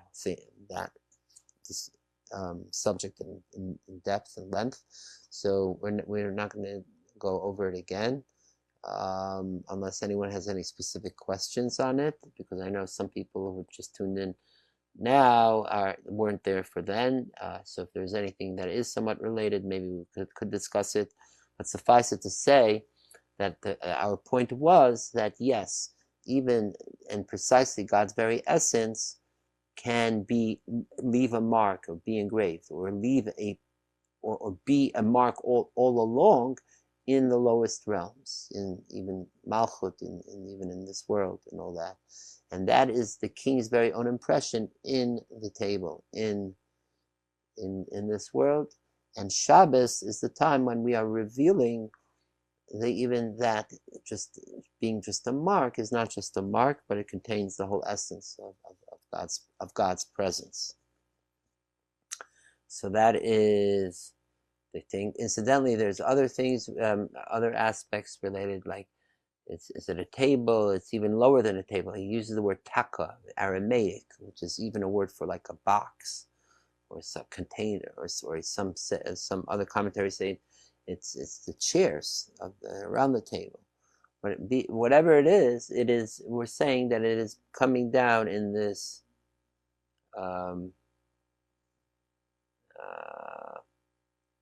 very grounded, very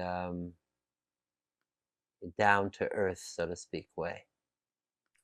Is it at all possible that taka is also an allusion to the word toch, the inside, the interior? Not officially, not in Aramaic, but we can make a connection if we want. I like it because it has the same idea there, right? To make it in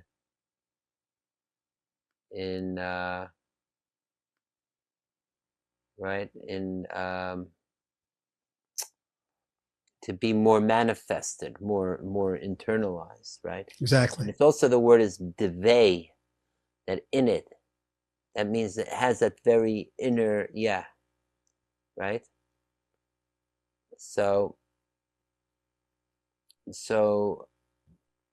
this is what we're doing here. We're praying that we should bring down from that highest level and manifest in this table. Some commentary. Comment to make there. What? I had a comment to make on this. Sure. You don't mind, yeah. Yeah, go ahead. Yeah, so the Yahain Hacha Bahai, what was the word? Bahai Taka? Taka, right. Taka. It's taka. Right. So he's talking about, in one way he's saying those who want to fly, right? Those on high, be right here. In this Right. moment, right? Be present, yes. Be present. And that's the way I was seeing this line of what he said. Very well. I love that. And yes, that's certainly what he's saying in his spirit, and certainly something that even though we're on this highest point and we're in that Kadisha, we could almost fly away and not be grounded. So we need this extra warning almost from above. Hey, be grounded. Don't fly off, right?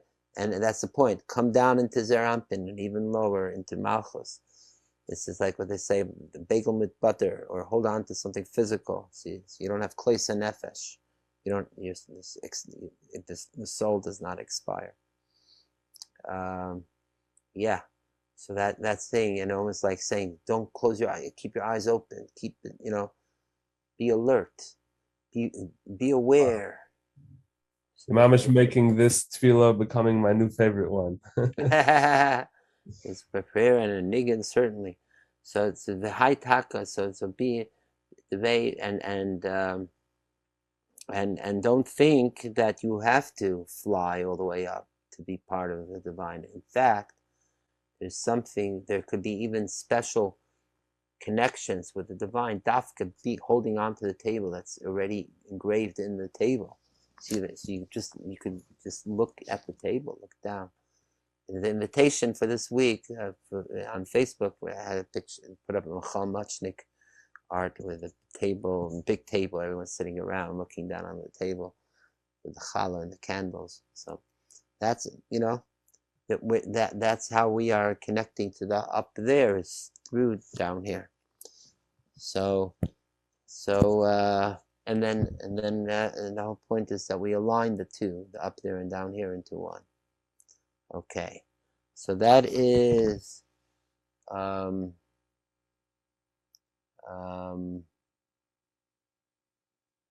that is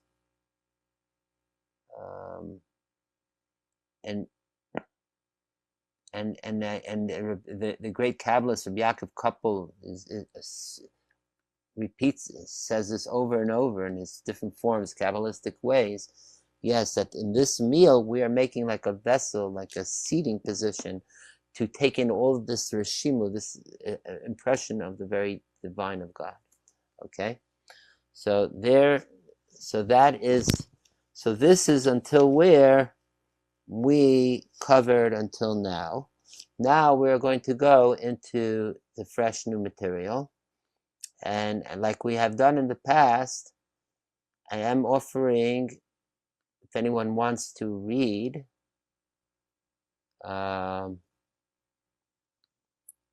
anyone wants to read any the piyut itself, and take a and try to if you want to also translate it, try to do that, even though we do have the English up, haha. But okay. So does any volunteer for anyone to read a line? Just one line. Anyone? Going? Once? Ellie? Mayor? Steve? Jonathan? Chana? You have it? You want to read? No? I'll give it a few more seconds. 5, 4, 3, 2. If nobody else does, I can read through it. But I mean, I've already had a go at it, so I wanted to give other people this one. a chance. Yeah, I know you did the song, but not necessarily this. Okay, so it's just I mean, this is the red. It's maybe here. It's a little bigger now. There, this line, the third line. Tzavu lachdam b'hai va'ada begor irin v'chol gadfin. Okay. What do you, I mean, there is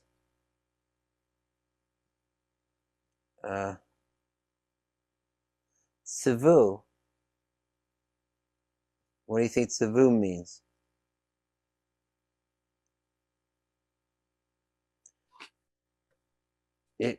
This is a little bit like the opening, like come gather around children wherever you come. So tzvu is like a want, a yearning, or a gathering, or being happy to get together. You know what I mean? Tzvu, come on lachada, together, to be one. Tzvu, like it's a yearning of getting together in a happy way. Okay? That's what tzvu is. Tzavu lachada, to become one. All right? That means, so again, let's envision this, that this is the mission narrator or the God voice, say tzavu, so saying, gather together. The high vada. What's Bahai Vada? Do you know what the word vad? What's the word vad? Is it like a group? Right, a vad is like a committee, a gathering, right? So Bahai Vada means so come together in this gathering, in this assemblage, so to speak, here at this meal around the Shal Shudas Tish, invoking again, come gather around. Who? The guy. So now it sounds like it's the guy Irin v'chol Gatfin. Do you know what the Irin and the Gatfin are? Irin, we had this, I think, in one of the earlier songs. Irin is an Aramaic word to say angels. Okay. I'm not sure the etymology. I think comes from the word like Irin, like those that are alert. Is air is alert. Maybe it's from that. Irin, because they're always alert. They're always moving around. In another Zemirot, we have the phrase Irin Kadishin Tufnei Enasha. Right, exactly. So that means the holy angels. Exactly. And what is Gadfin? Do you know? So Gadfin is Aramaic for wings. So it's another form of angels or spirits. The winged angels. Usually they say it's the six-winged angels, the one that's brought down in Ezekiel and such. So and the Irin is usually seen as a higher. Some people say Irin is higher, Gadfin is inferior. Some say the other way around. I've seen it different ways that Irin is from the world of Bria, Gatfim, of Yitzira, or such. Suffice it to say that they are the angels of different types, classes, because they're in general we know there's 10 main categories of types of angels, and then within those there's different types. We've spoken in the past about angels in Jewish lore and such. So not to get too angelic in the moment here, but what we do see from this line, it sounds like indeed we're talking about humans that are amongst angels. So again, we see it's not either the humans or the angels that are yearning or ascending, but in fact it's this assemblage where we are accompanied. We're surrounded by angels.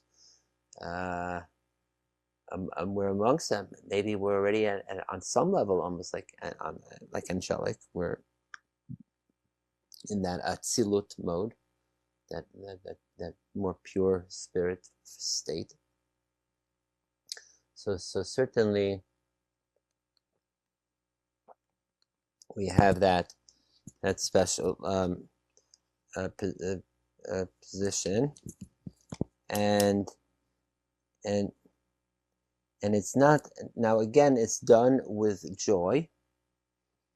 Okay, and this is going to lead to the next stanza, which also speaks about joy, because even though we say Shabbos is about the bliss and delight, what's known as oneg, but firstly, we also see places where there is emphasis on joy, simcha too. Even though we say the holidays is more emphasis on joy, but certainly we have on Shabbos joy too. There's simcha Shabbos, right? There's that element, even though only Shabbos is greater. Secondly, as we were saying, particularly now Shabbos afternoon is when this state of the bliss, which is usually more, I wouldn't say passive, but more internal, is not being fully expressed, revealed to the tippy toes, so to speak, to Malchus. So then, yes, so it's being expressed all the way through joy, right? So because joy is the more expressive aspects, more on the exterior, so to speak, than the bliss itself. So the bliss is being expressed through joy. So again, there's two types of joy: joy of going towards something, the joy of the children going to the amusement park. You're already excited, happy. Then once you get to the amusement park, you're on the roller coaster. Then then you have real joy. So that's what we're going on here. Yes, there's the tzavu. That is the type of joy yearning towards, to be the one. That yearning is already manifested. And then, on the other hand, we're saying also be present here now already, that you're here already. And that is the next stanza. So we'll just read it, because there's a reason why I want to put these four stanzas together. We'll see soon. So then, now the next stanza, who wants to read the next one? Any offerings? Mayor, do you want to read? Or who else is here? I'll read it. Okay. Chadu hashta b'hai shata dvei rava v'les zafin. Okay. So what do you think this means?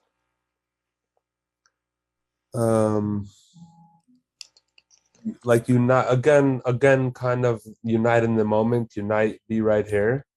Chadu hashta. Chadu is, what's the word chadu? Related, it has multiple readings, but I hinted before when I said the state of being. Here, chadu, chedvasa deli, chedvasa. So like rejoice, happy. Yeah. So chadu hashta means to be happy now, right? Yeah. Yeah. Or even rejoice now, right? Behai shata. Again, like you're saying, in this time, not so Yehon Hacha from the second stanza is more space. Be here. Right. Now he's saying in this table, now he's saying in time, right? Not just in space, but in time, be present also. Be happy now at this moment, right? This very moment. Devei Rava, that this and this time, and this time is what? Rava's. Rava is like Raven the Raven. What does Rava mean? Not sure. It's like desire or want or will. It's all related. Okay? The less Zafin. And there's no, what's Zaf? Do you think? Zaf, the Charein Af. What do you think Zaf is? It almost sounds like the word, like being wrathful or angry. So he's saying, be happy now this time, because now we're in the state of Rava, the highest level, the Raven, the will of wills, which is that this Tainuk state. So let's Zafin, and there's no more negative forces, nothing to be angry about. Anger is coming from the other side. Anger is when there's antagonists to the holy. Anger is the unleashing of the uncontrolled powers. We know humans that are angry are uncontrollable and let out very negative forces. So there's on the spiritual realm, there's that aspect that there are these wrathful forces that are coming from the klipot, the negative sides, the marid, the din, and the harsh powers of judgment. And as we'll see a little later on, this is manifested in animals, as the kalben, the chatzifin, the chutzpahdik dogs, the brazen dogs, the vile, we'll discuss that at some point, what that is. But now what we're saying is that now on Shabbos afternoon, they're all gone. There is nothing to be. There's no anger in the air. No one is. It's all bliss, peace. It's all beautiful, and that's and we'll see. This is going to play out also in the future stanzas too. How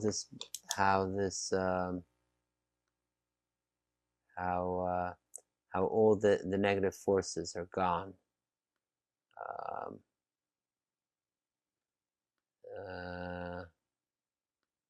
So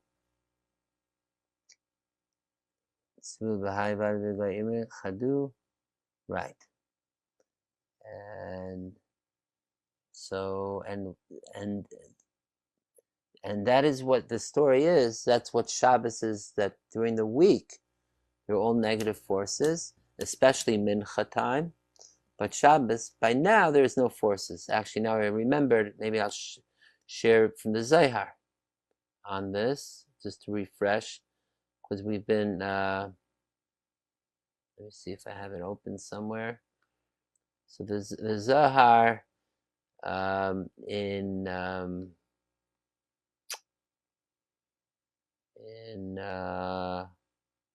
in Yitro, I think it was, right? It's in Shmot. Sorry, you mentioned by mincha time on the weekdays as well that there's anger forces.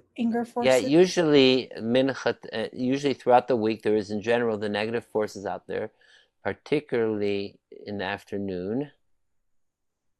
And that's what I'm looking for now, where it says openly in the Zohar.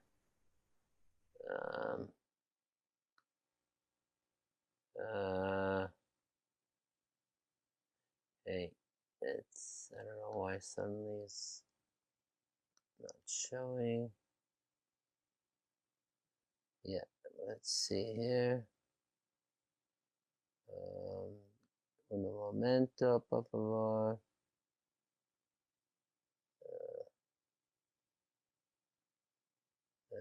So, I mean, if I could just type up, I know where it is. I could find it again. But it's a little upsetting when you do know you have something up and just can't find it. Oh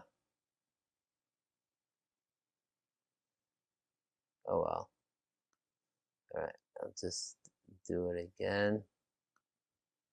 What did I say? I'm looking. The Zohar. Yeah. Okay, here we go. So it's gonna do the.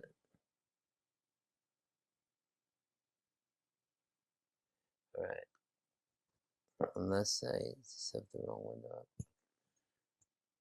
No.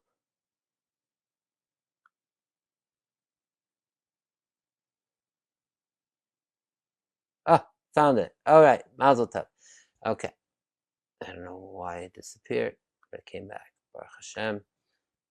So this is like a very important part of the Zohar that tells us about the 3 meals and what's happening in each of the things.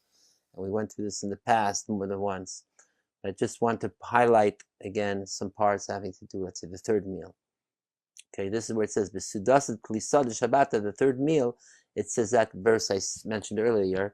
Achalticha nachlas Yaakov avicha, I shall feed you, give you the feeding of the inheritance of Jacob. That's how we know Jacob's connected Shalshadas. This is the meal of the Zer Ampin that's complete, meaning complete because now Tika Kadisha is now come down as one with Zer Ampin. And all the 6 subsequent days of the week getting their powers and blessings completed from these 3 meals, particularly the climaxing of the 3rd meal. And it says, with these meals, Israel is known that they are Bnei Malka, they're princes, children of the king. The Inu Meichal de Malka, that they are from the chamber, the palace of the king. The Inu Bnei Mehimnusa, that they're people of faith.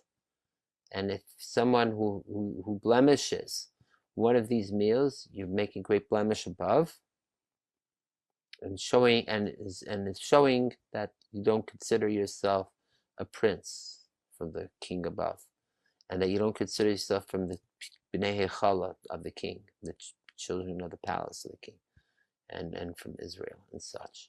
Okay, so there is that. And there's some other ideas here also, again saying you don't have real complete joy with the Holy King until you make the 3 meals, etc. And then so here is about the mincha part that we were just saying. Tachazi, come and see. That's an opening to a new idea. All 6 days of the week, kadmata mincha, when the time of mincha arrives, Dina Takifa Shalta. There's great, strong power, presence of the negative forces, judgment forces, are in full. It's their peak time, right? And all the negative forces, judgments, wake up. But on Shabbos day, Kadmata Idan Titzleis the Mincha, when the time of Mincha arrives, that's the Shabbos afternoon time. Ravin de Ravin Ishtekachach. This is time, delight of delights, or want of wants, or will of wills, is now found, is now present. Right? Vatika Kadisha Galia Ratzin delay. And the Tika Kadisha, the ancient holy one, again, that highest level, the innermost of the divine, reveals his will, his ratzon, desire, even maybe delight, desire. The chodinim miskafin, and all the negative forces are totally submitted, bent down, over, don't. And this great awareness, a desire, this will, and joy is found in everything. Okay, so this is like that great climax period of Shabbos afternoon. And then interestingly, from here he segues and says that level of total blissed out ecstasy of reaching that climax, so to speak, of the will of wills, that is the state of how Moses passed away. The passing of Moses, which is also known as the death of divine kissing, it was done by reaching that highest state of that. So can you imagine, that is the high level we reach. Only we remain here. We don't pass away. We stay in the world. So this idea that this is the highest time of the Shabbos afternoon, is why we also say in Mincha, Vanit filasi Lacha Hashem es ratzon. Right, and my prayer to you, God, this is now a time of ratzon, will, want, and it's now this Dafka Shabbos that we say it.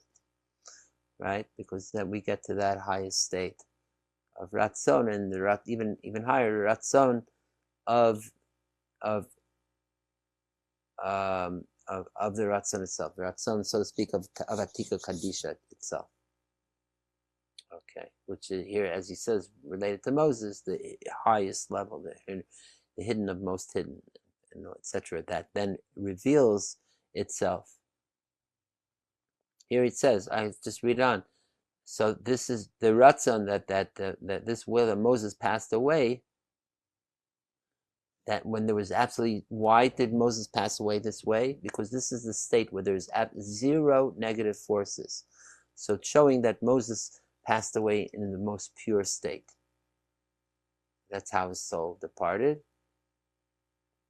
And that's why it says no one could find Moses' burial site, because he reached that innermost, most concealed state, that most unknowable state, not from above and below. So too, the soul that is hidden in this will, this is revealed on Shabbos afternoon. You see? So we reach, here the Zohar says openly, we reach the state that Moses did in his moment of passing on. We reach it in being here in the world on Shabbos afternoon, having the meal. That's quite incredible. So there, before we move off of that point, could I just contrast that a little bit with something that sounds, at least on the face of it, to be very similar about Erev Shabbat in Kagavna, right? Where it says Kad Ayel Shabbata Ihi It Yachadat Ve'it Parashat Misitra Achara V'chol Dinin Mit Aberin Minah Ve'ihi Ishtarat Bihuda Din Hirod Kadisha, and then it says V'chol Shulatane Rugazin Umari Dedina Kulhu Arkin Ve'it Aberu Minah Ve'leit Shulatana Ila Achara V'cholhu Almin. Right. So I didn't go through it and translate it, but it sounds almost like a parallel to what we just had. It is. There is the leitmotif of getting rid of the negative forces and klippot and all that, and you're so right that it's mentioned both in the Friday night material and as we see, even if you read throughout in the songs themselves, you'll find references of getting rid of the klippot and all that. The difference is, and this is also the way I saw that it's expressed in both, I think, Rabbi Yaakov Kapo, the Kabbalist, and I think Yisrael Staruk, which is even that the difference is, it's true Friday night we get rid of the negative force and all that, but they don't necessarily disappear entirely. They're like out of our range, or they go back to the Tehom Rabbah, the great abyss. But it's not necessarily that they're totally eradicated. They could even be be non-threatening outside of our encampment, but still lurking out there. That is more the Friday night mode. Here, Shabbos by day, especially afternoon, the emphasis is more that they're gone entirely from the world. They're not even a distant threat. That they're mamish, even in the inner abyss, the Tehom Rabbah, that abyss, there too, that they're also gone, zapped away, so to speak. At least until the week begins again. Like Lahavdil in the alien movies, you could get rid of all the aliens, but as long as there's a little goo, tiny bit of goo left over, gotta watch out for Mother. She could come all back. So, but I mean, so ultimately there won't be Just be careful not to cross the streams. What? It could be carriers also, but we won't go there. So in general, that's the way we interpret it. That Friday night, like you were reading, that we get rid of them, but they're not literally zapped away forever or gone altogether. They're just out of our range. That's why, if you remember Friday night, there was the idea of the screaming and hearing, if you hear the screaming or not, because what does screaming mean? Screaming means two things. One, that the person is not threatening; they're at a distance, but on the other hand, they're still around.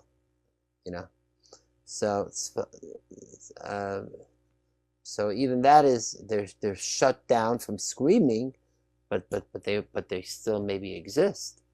Okay, or maybe they're passed on from us, or maybe we left them down below on the planet, and while we took off on the spaceship, but they're still on the planet. But now we're saying that that we're getting rid of them altogether. Like they total like zap. Turned the weapons. Whatever. However you get rid of dinim and klipot. So yeah. I mean, the truth is, we'll see as this very song goes on, we will still be referencing as we mentioned, the wild dogs. We'll also talk about the klippas that are hiding in ridges, in like almost like caves and mountains, or in like gaps in boulders and such. So it's still not around, or it could be that they're talking about what we just got rid of, whatever it may be. But we're still discussing them here. But at least let's stay where we are in the reading. At least now in this one, in this line number 4, the Chadu Hashtam, it says that the Vei Rabba, there's this delight, this will, this want, meaning 100% Velesap, and there's no anger, period. Okay. Next line already, we could already have more questions, but we're not there yet. You know what I mean? Let's hold it there, okay? And some of this is a great teaching, that if you're besimcha, then automatically there's absolutely no obstacles. If you're truly enjoy, then even things that ordinarily would be perceived like negative forces present are themselves just an illusion. It's just like anger itself is an illusion. It's just an attitude. Anger itself is just puff. And incidentally, anger is, by the early Chassidic masters, is associated with idolatry, because the idea is that why is someone angry? Because you feel that you don't have control of a situation, or that someone did something to you, let's say, and make you feel bad, hurt, so you get angry at that person. And whatever the calculations are, anger usually comes from not trusting that whatever is happening to you is meant to happen to you, and it happened to you in this way. If you were always cognizant of that, then you would never be angry if something negative happens to you, because it was meant to be that, right? Whether by nature, by another human, whatever. So therefore, therefore the Talmud says, in fact, whoever's angry is like an idolater, because you're not having 100% trust in the one God creator, thinking that even that oneself has control, is almost a mini God.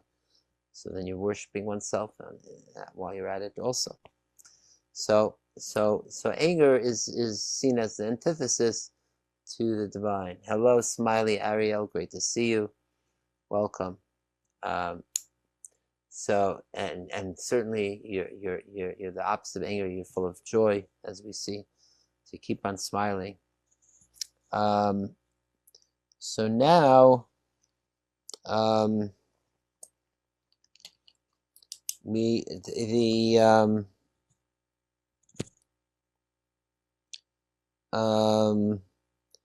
just feeling yeah. And what is the joy is also that we also reach, as we just said, a level that through the joy and this state of Shabbos, we realize that even that which seems to be negative from God, or judgment, so to speak, is in itself just there to serve the positive and the good and the happy. So that's the point. It's not that necessarily as much as these judgments just don't exist anymore. No, maybe they still exist, but we see how even these judgments are not really judgments or negative things. Let's say some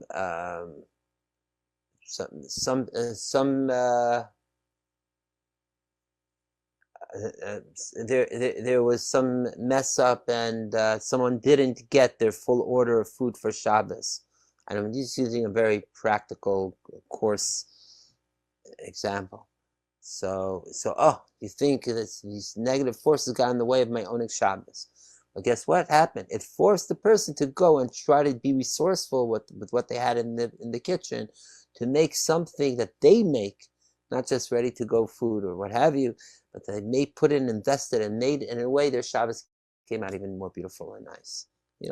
So it was something that seemed like it was a negative obstacle, but really served to make things even greater, better, for Shabbos. So do not fret. Everything's Shabbos and holy. Even the schmutz is holy and Shabbos. So this is the state where we are, 100%. Not even that. There is no negativity at this point. So now this is the first 4 lines that we covered.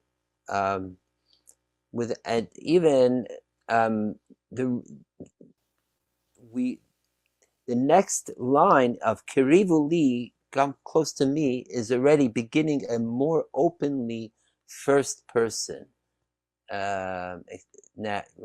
expression from God. That come to me, come close to me, right? That is openly. We see more of the connection of direct voice of God to us. The first 4, not necessarily. We see there is no openly first person, though I feel that it is. Meaning it's what we call I think they call it a first person restricted. Does that make sense? Or a third person restricted? I forget my literary theory and such. The point is, it doesn't have to say me to know that it's God talking. Because the first 3 stanzas, Meichal, Yehin Hacha, and Tzvulachta and Chadu Hashta, this is again, it's also it's like boosting us, giving us the setup, encouraging us to get to this state. Both to that state of yearning, but that's both to that state of being present in space at the table, and also in time, Shabbos afternoon, as we said, and to be happy, to manifest it in this way, and in a way where we're almost proverbially holding hands with wings, right? We are together with malachim, angels, as one. We're all having a great assemblage here. So now, it looks like we're talking about, as we said, either humans or angels, etc. But it's all more or less the same people, right? Well, guess what? We're going to soon see, and we go into in Siduri Shel Shabbos from Chaim Chernigov, that actually the Arizal is speaking here about 4 different groups of people, okay, or categories of individuals, what have you. So just checking in with people is it's almost 1 a.m. on the East Coast. I suppose that makes it 10 p.m. on the West Coast. We usually go on anyways for a bit. I'm just checking in, making sure everyone is on board, and if everyone's up to delving into the early Hasidic commentary on this, which I think you'll really love. That would be great. I'm good. Okay, here we go. So we're going to do some. So we're going to. So I'm just going to go. I'm going to be reading, and if anyone has any questions or anything, just pipe in because I may not see your hand or anything. And again, if people do want to discuss things that related to the parsha and other things, we could go there too. But I'm just feeling. Let's just go through this, and just so you know, his style, Reb Chaim Chenevitz is quite florid and like unfurling a red carpet. Okay, so that's another thing, just to pick up that flow of his word language. So again, he wrote a 2-volume work about the specialness of Shabbos. And each volume has 9 essays, drushim, and an introduction, if I recall. This is the first essay or drush homily of volume 2. Okay, so this is how he begins volume 2, after his introduction. Maybe the will may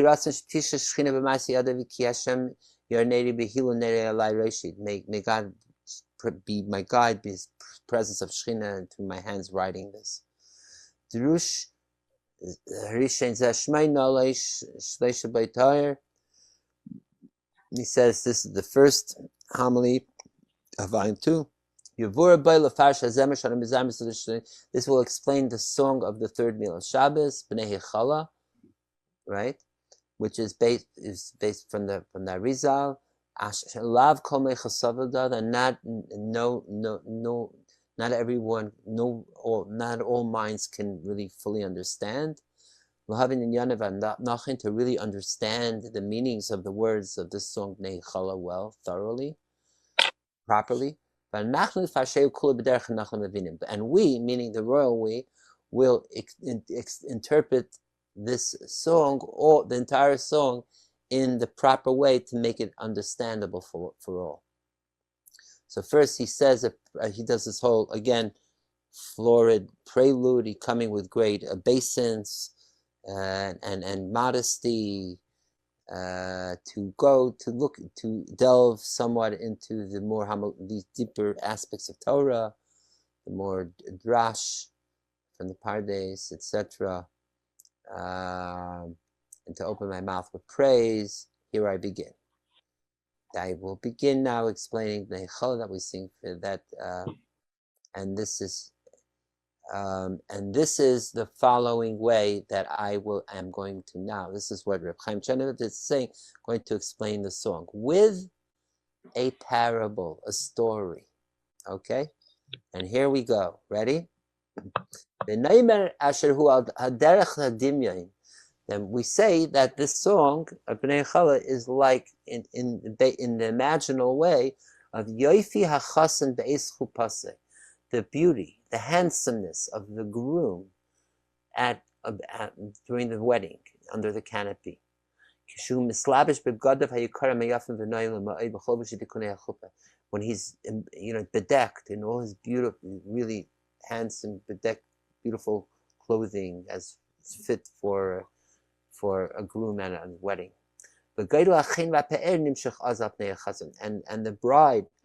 groom has such grace and charm, beauty, immeasurable. And it's just shining about. For us, Habnei Bayis kulam aviv v'imei b'avich v'achid chomesh hatzei bayis kulam ratzim v'techem atzvam v'slir v'habi yikarki siv klas upon v'reiv hadas tifare v'avakas chen pei kledei. So then all the people, his household, his father, mother, sisters, brothers, servants of the house, they all rush out of the house when they hear, oh, the groom, my son, my brother, is on the canopy. They all rush out to see him. Right? To see his beauty, his radiance, his shine.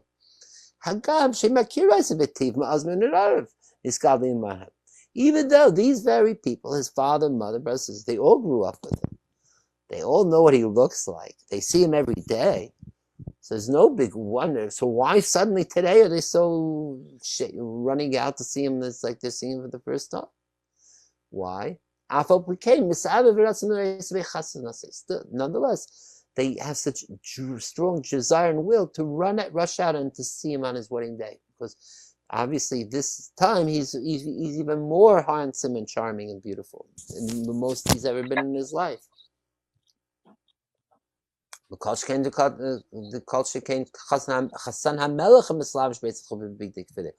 the more, all the more so if the groom is the son of the king, meaning the prince. And he's bedecked with not just, the clothing as deserving, befitting the son of a king, all the more so on the wedding day. And he's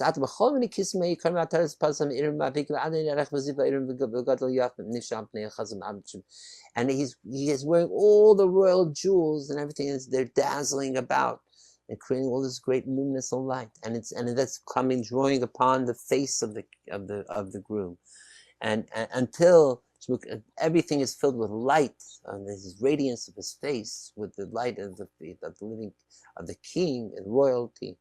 And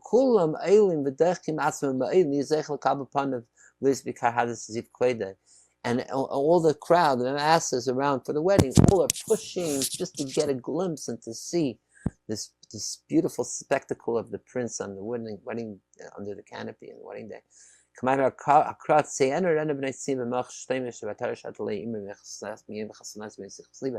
Like it says in Song of Songs, right? To go out, daughters of Zion, to see King Solomon on his wedding day with his crown that his mother put on his head, and all that.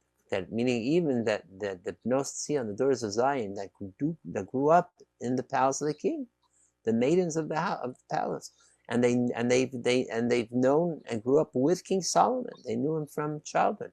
Nonetheless,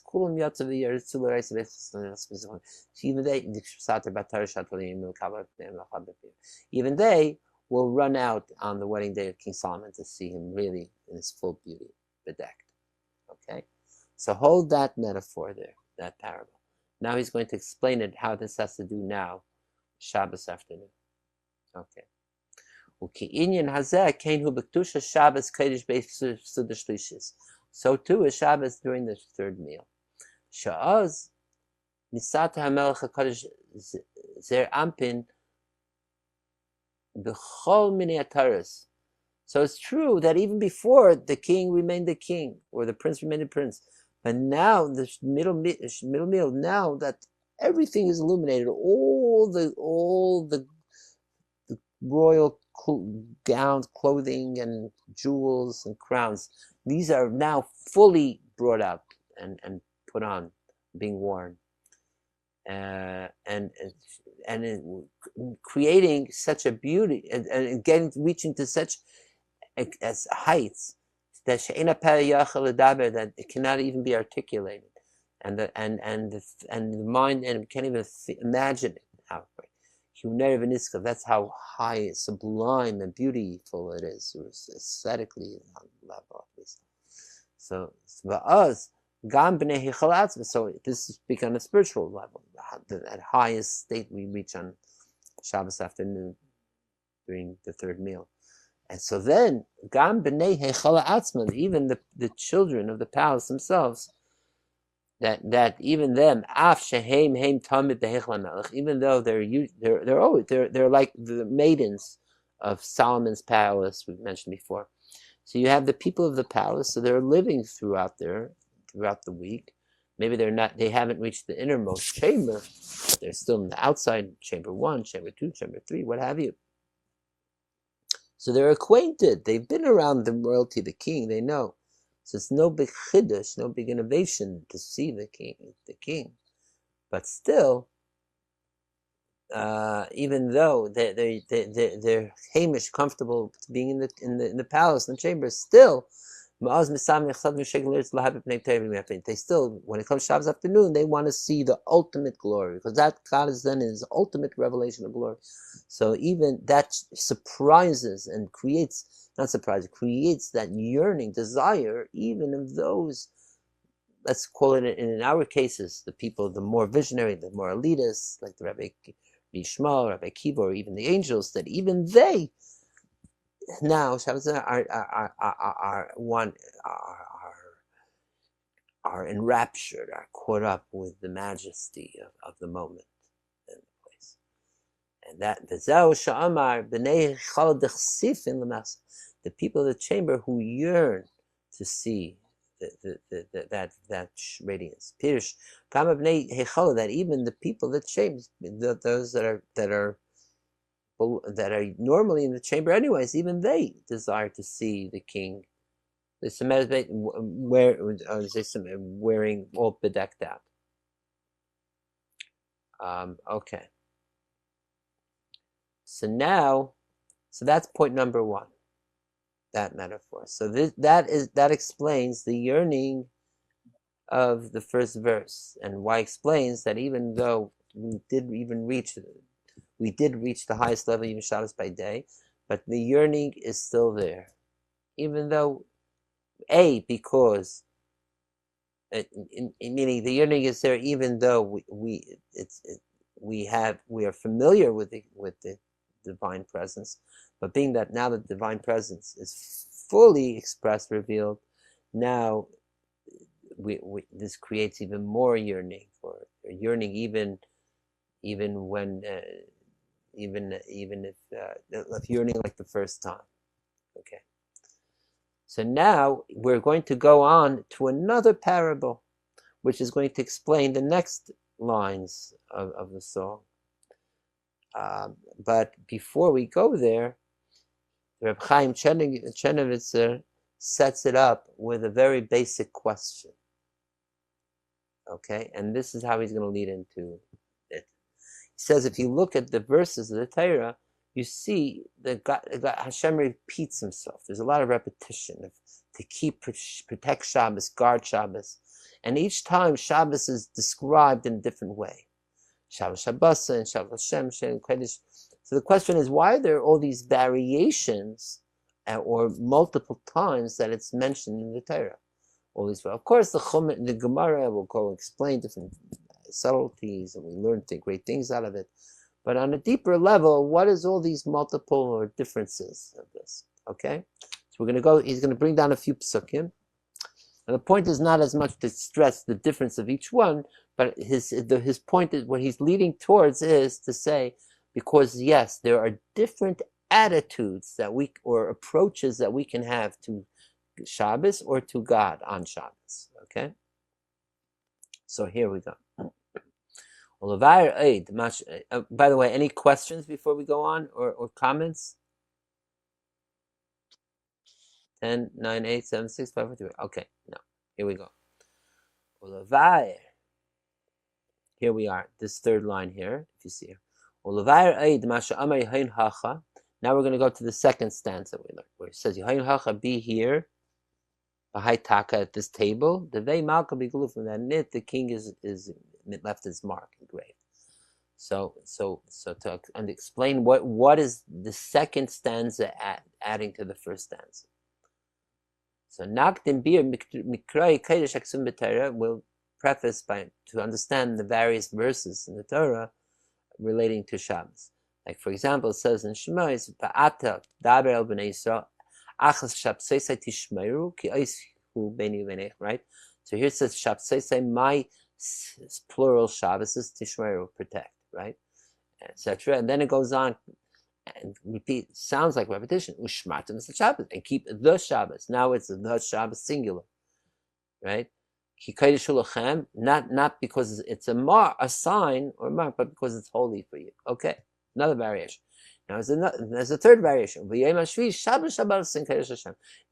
he's saying the seventh day is Sabbath of Sabbaths, holy not to you but to Hashem. Right? So now another variant. And then there's another verse, even a fourth. V'shamru b'nei Yisrael is Shabbos. We know it's from Shabbos. We say right before Friday night, right before Shemona Esrei, and keep Israel, which will keep the Shabbos, and then right, and there too, it's V'yom Hashvi Shabbos, seventh day Shabbos, you rest of nafesh. So we have these a slew of verses. And it's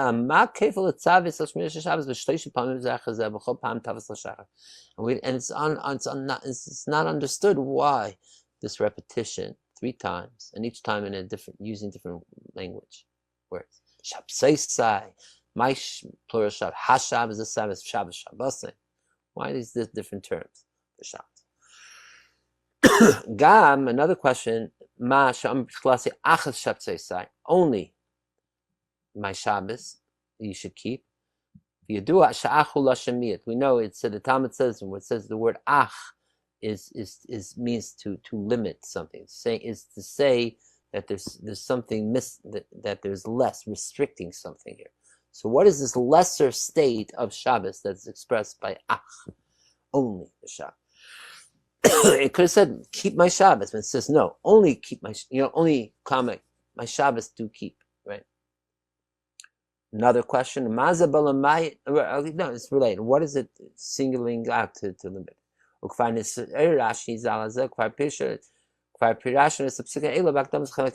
he says, really, Rashi, if you look at Rashi, he has his own explanations to this. He's saying, even I myself explained it earlier in the intro in a certain way, but now he says he's going to now flesh out the parable of the king and the wedding of his son, of the prince. And explain, and as mentioned before, we'll explain that there are really 4 states of this happiness, rejoicement of the prince on the wedding day. Hang on, it's got to.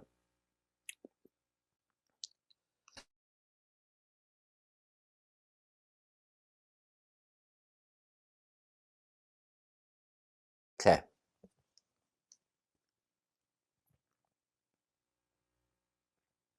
Now we'll explain it based on the way we were said before with the parable. It's the custom, the way of royalty of the king. That when the king makes a festival, a feast, and reception, celebration for the son's wedding, he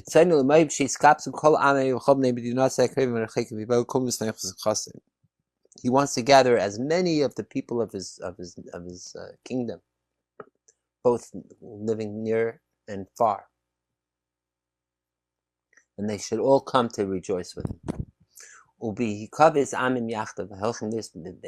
And when they all gather to see, and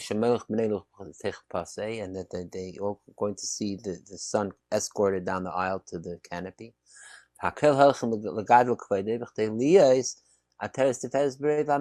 they all go to attend, to be around the canopy in order to enhance the spectacle and majesty of the king and the beauty of the whole event, this whole royal wedding, right? That's why all the hundreds of thousands came out in front of Windsor Palace when Lady Di got married to Prince Charles or what have you, right? It's all to serve to bring out more the beauty of the greatness of the king and the whole that whole magnitude of it. So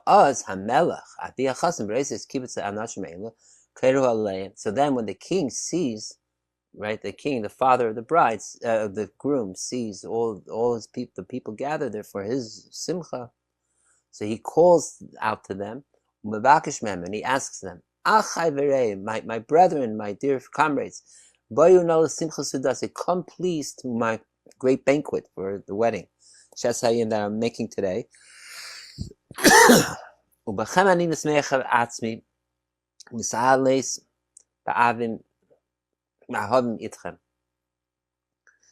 And I will rejoice with you and with all the things of the love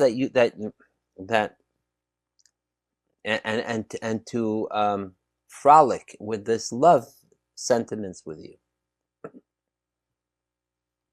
Okay, so he invites them at the canopy to come to the banquet afterwards, to rejoice with him. So when they come to the meal, hang on.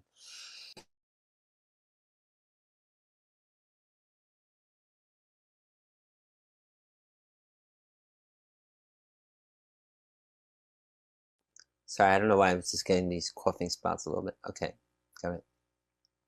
So when they come to the meal, yesh arba kites meyadam. There are 4 types of people that come to rejoice the king at the banquet. Okay, now he's going to go into the 4 categories of people. Kasa achas, one group, heim habayim lamali ritzein hamelech. One group is merely coming to fulfill the will of the king, the desire of the king. Because they know that the king wants them there. Why? Because when they are there, the more people are there, the more it'll make the king happy. So it's the king's want. So they may not want as much, or maybe they have better things to do, but they love the king. They love the whole thing, and they know the king wants it. So therefore, they show up at the gates of Windsor Palace, or for the wedding. So they want to fulfill the want of the king and give him great nachas ruach, delight, pleasure, and oneg, tainug, and delight.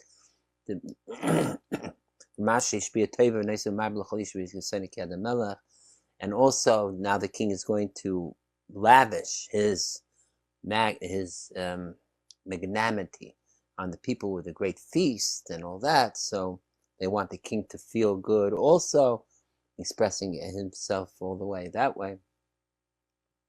And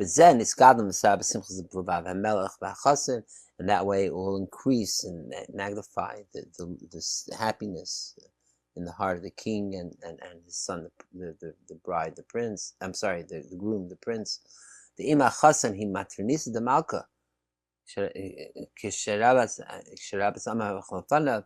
especially being that this is a prince, so it's not just any groom, it's of a whole kingdom. So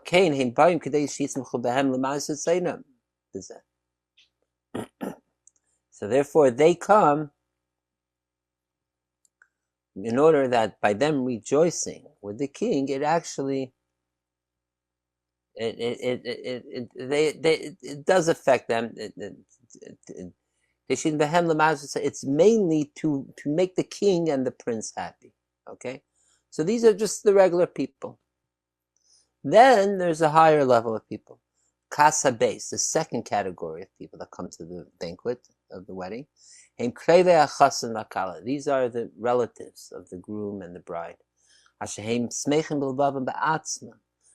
They're not there just to make the king and the groom happy. They personally are genuinely happy for the event. They are taking it personal. It's like their personal simcha, even though they're not actually walking on the aisle getting married. But it's their family. And since they have such they have so much joy in their hearts, so they make all various ways of merriment before the groom. They begin singing and dancing before the bride and groom. They're not just like standing passively there. They get activated. They feel personally involved. It's their simcha too. They're part of it. He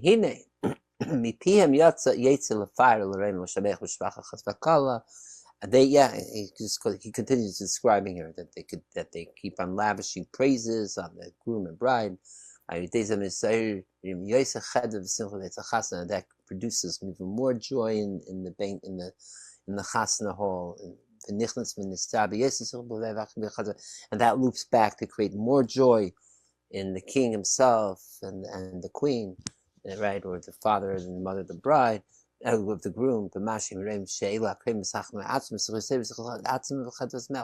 because the father and mother witness that their relatives who are so happy are genuinely happy for themselves, not just to make them happy, not just to make the father and mother or the king or queen happy, but they're genuinely happy on their own. So that too creates an even stronger effect of happiness on the father and mother themselves. Loops back, right? So that produces again a surplus of joy even in the father and mother. Okay. That's the second category. But then there's another category, even more. Kata Gimel, the third categoray. Heimreim hahuvim b'yoseh. These are the very, not just regular relatives, like cousins or even uncles, but the close relatives, like the brothers of the groom, the sisters of the groom, or like the very, very close relatives. Very close.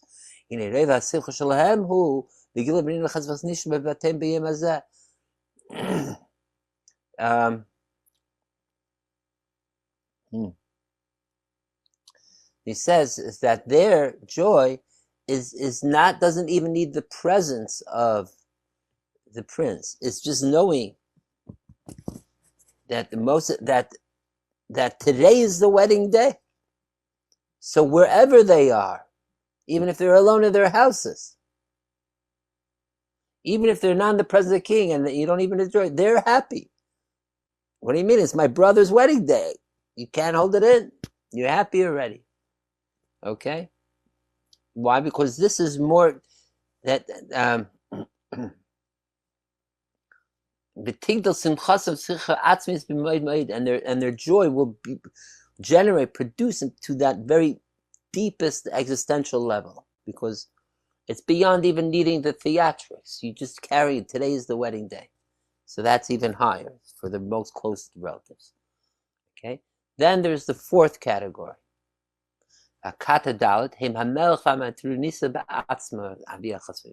This is the father and mother of the groom himself, the king and queen themselves.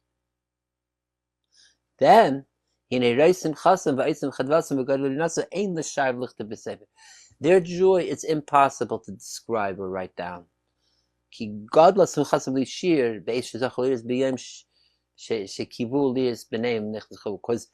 so they have such overwhelming joy, so immeasurable on this day that finally they've reached the designated day, the wedding day of their son, being walked down the aisle to the canopy. So this is the highest of the high.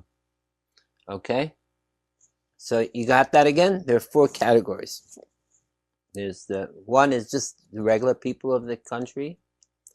So they're not really fully personally happy. They're meant to serve the king and queen's happiness. And the king and queen get happy because they see all the people there being happy, especially if they're giving them a nice meal. But you realize they're not really genuinely happy from themselves. Then you have the more distant relatives, or people who are closer. In this case, maybe we can even say more like the ministers, even of the king and such. They're closer, they get it, and they're usually around the king and all that. Now they're taking it more personal because they don't need just to be, you know what I mean? They don't need there's genuine from them themselves, personal, but it's still not like it's so overwhelming. Then comes the third category, which are the close relatives, like brothers, sisters, what have you. And to them, they don't even have to be near the groom or bride or anyone that just knowing it's the wedding day of their close relative already produces to them great joy. And again, when the king and queen sees it, it produces to them too. The fourth level is the king and queen themselves, the father and mother of the groom. Theirs is beyond any description, their joy. Okay? Are you telling me that in the entire kingdom, there's nobody who just shows up for the food? I think the first category is the one. Yeah, I mean, everyone... They're there to make the king happy. He does mention that if he'll go back, the food part. He says, he does say it. It says here, right? So they're coming to fulfill this is the first category. They're coming to fulfill the want of the king, that he wants them to be there, and that produces a tainug. And this tainug, the light that when the king sees them all at what comes first is the canopy ceremony, then's the meal. So when the king sees them all at the ceremony, that that produce or ignites in the king that benevolence to go out and invite them to the meal itself. So there's like this feeding loop, literally. And that's what it says. Right? The imach, and that this is great joy. When you have so many people that are eating and drinking before him, meaning it's almost like that is part of the joy or the majesty of it all, is that having this big feast where everyone's eating. Okay, now I feel better. A bit of not pure motive for the meal too, understood. But sometimes that's the way you get to the pure joy, like you're saying, right? So that's why usually they feed everyone as much as they could, and then they do the dancing at the weddings, right? Or they try to feed enough before getting to the dancing. Okay, so now we're going to continue with this metaphor. How's it going? Meanwhile, just checking in. It's 1:30 Eastern time. Jonathan, do you want to go ahead? We could continue a bit more. You're up to it. We're up to it. I would. I mean, if you stay in this particular text, I wouldn't go any farther at this point in the Bnei Chala. Right, 100% itself. Now, in truth is that there could. I mean, we could read quite a bit. Okay. So let's just go on some more of this. And I'm Baruch Hashem feeling well tonight. So, okay, but good. but ask other people, because it's good. I mean, as long as we have at least a critical mass of one or two, that's works. Okay. Because so I know that there are a number of people who aren't on tonight who often are. So I don't want to. Well, they could always follow up on the recording. Hopefully, it'll be out there. But so here we go. Like we say, we're stretching the metaphor all the more here. Okay, like, and here he goes to another, from jumping from one metaphor to a similar metaphor. So these are the four categories of people we described, and their levels of joy for the wedding of the prince. So through this parable, we'll understand another parable that's similar to it.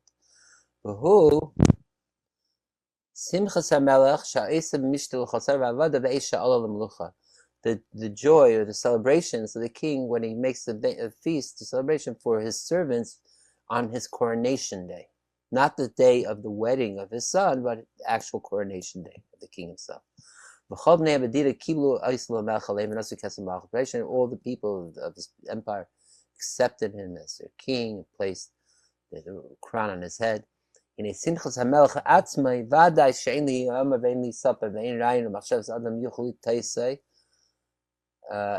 the joy of the king himself is indescribable, and none of the populace can really comprehend the joy of the king himself.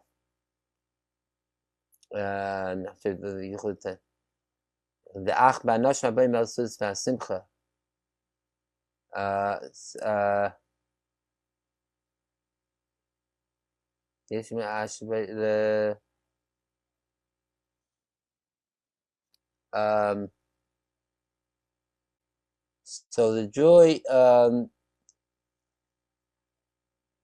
is indescribable. So they have so they have here too. You have like the three different levels of how close people are to the king. That will show how much they're truly happy, or they will have a higher state of happiness in the king's celebration, right? Because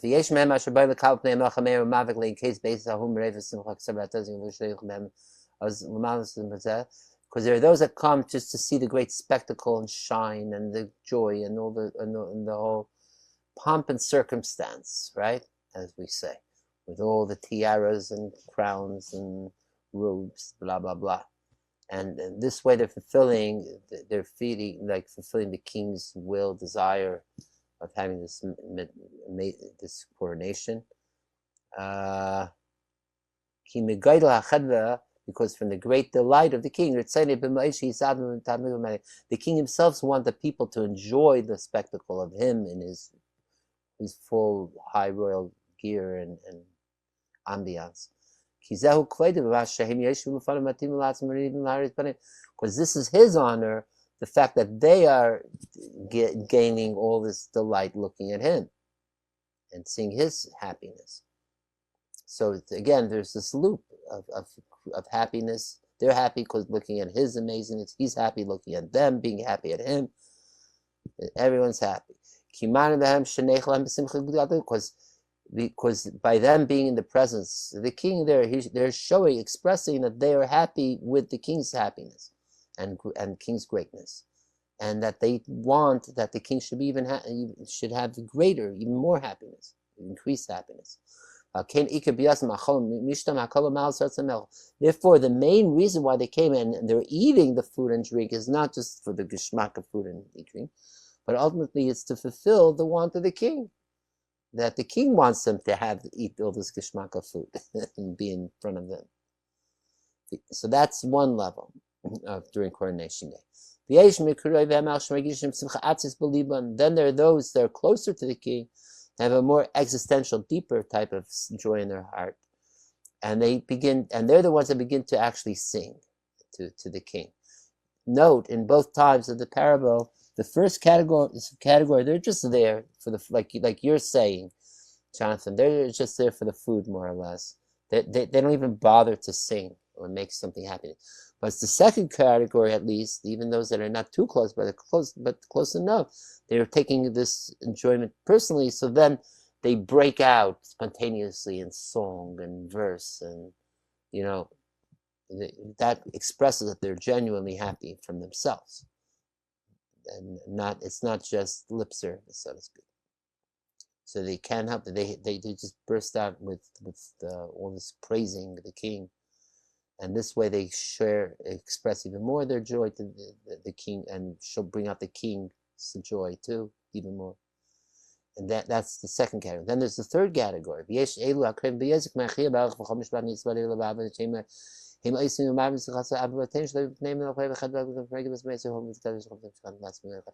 here again, he's saying the same idea, that even that the ones very close to the king, they don't even have to be at the coronation and still feel the happiness. They can even be at home and feel that it's coronation day, and it's almost like feeling like it's their simcha deeply, and like they themselves have received a new light, a new state, because now they've become the real entourage, the real assistants and of the king himself. This elevates their own status too. So now we're going back to about Shalshadis. So too mamish it is so too is when we gather around the table for Shalshadis Mil Shabbos. So the we're called the princes of the king. We're like that third category, I suppose. We are the close relatives, I think.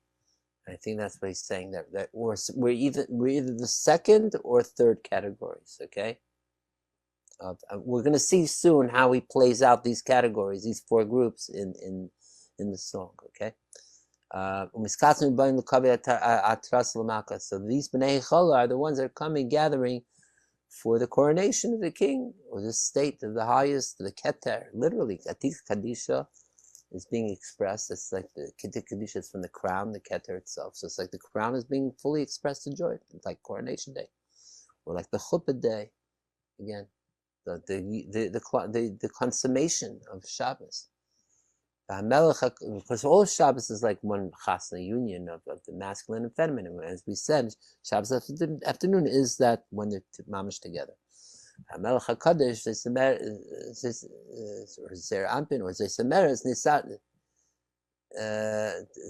inspired Per HaMelucha Breit Kvei, and this is when Shalshadis, the king is at his ultimate full glory, is la'ani datara al reish lasim lachis alav, with the greatest crown on him, bedecked. Reiben der Reiben ishtakach. This is the quote from the Zohar we just read before, that Shabbos afternoon, this time, is the delight of delights, want of wants, Reiben der Reiben. This is the highest state of simcha, joy from HaKadosh Baruch Hu himself. It's indescribable, this joy and measurement, and no person could comprehend this, grasp it. We can only hear it, talk about it. That our physical ear should try to understand somewhat, to activate some imagination in us, to have some concept, some scintilla of what this joy and what this spectacle may be. Okay, Anachnu Am Bnei Yisrael, we the Israel people, who gather for this day of enjoyment, merriment. That means it's Shabbos. Is Yesh Beinenu Elu Ashtei Shekites in this garden. We too have these three categories of people. The first category are the quote unquote lower of the masses of people. Only a few really feel this joy of Hashem in their hearts, in their souls. And their whole feel, that what they do feel is only if whatever they're doing at Shabbos is going to lead to having good, eating the good Shabbos and drinking the good Shabbos food and beverages. And they're not averse to this, to being more like indulgent in the culinary aspects or the physical aspects. But now that they gather together,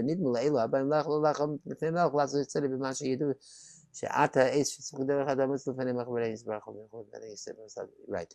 So they gather here. They think they're coming together to eat the bread before the king, and to make and to follow his want, because they know that now is the time of great joy for the Creator, for HaKadosh Baruch Hu, who's infinite in his honor, and he's so infinitely bedecked and all the full of this.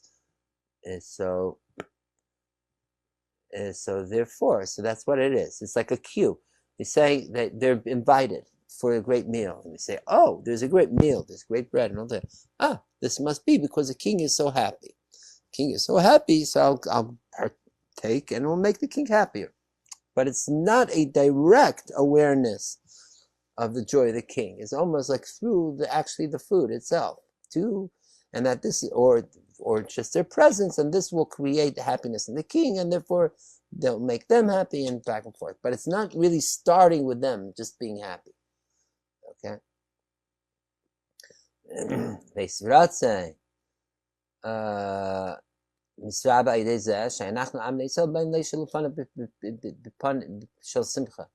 and right, so we increase even more this Eis Ratzon, this time of will, like we said before, that the Shabbos afternoon is Vanit Fulasim Hashem Eis Ratzon.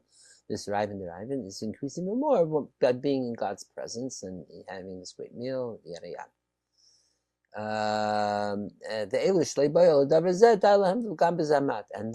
he says, and those that come to the Shalshus meal just for the food itself, or just to be in God's presence, to make God happy, even though they don't really feel it themselves, but eventually they will, because they feel God responds with happiness, and like Jonathan is pointing out, the food must taste really good too. That makes one happy too. So even for this, he says, even if it's for that reason they're coming, it satisfies, it suffices. But then there's higher. Well, I'm saying, and he's adding to it.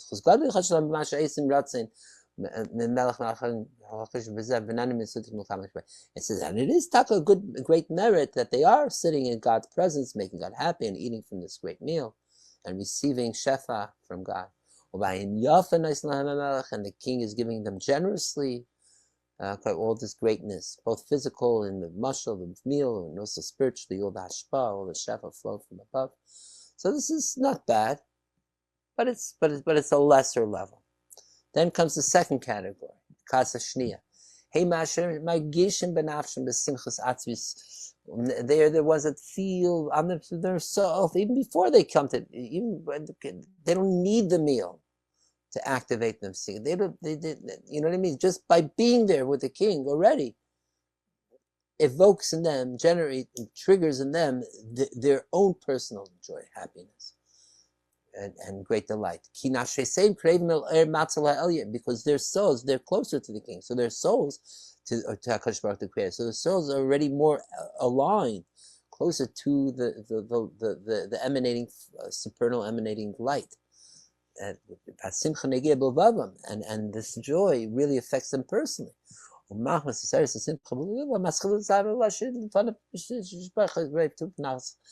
because of this, they spontaneously break out again. Mentioning spontaneously breaking out into song and praising, etc., with great delight.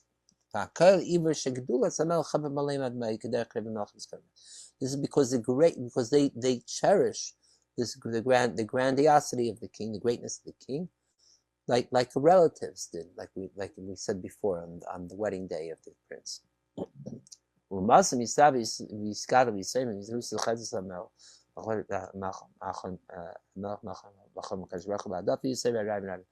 And if that is all the time, all the more so this time, that they're bringing it out even more, that great, their own happiness even more, and therefore also the king's own happiness even more. This is what the Zohar means when it says that on Shabbos afternoon, the delight or want of wants is found, exists. Because in this time, Shabbos afternoon, this is even more magnified, the joy, even compared to the rest of Shabbos. And that's why it says the delight of delight, meaning it is like one triggering the other. One raiva, one want or desire, triggers the other one. The one from Israel down here triggers that God's desire to be, or want to be fully activated, and vice versa. That's what it means. It's Raivin is bound.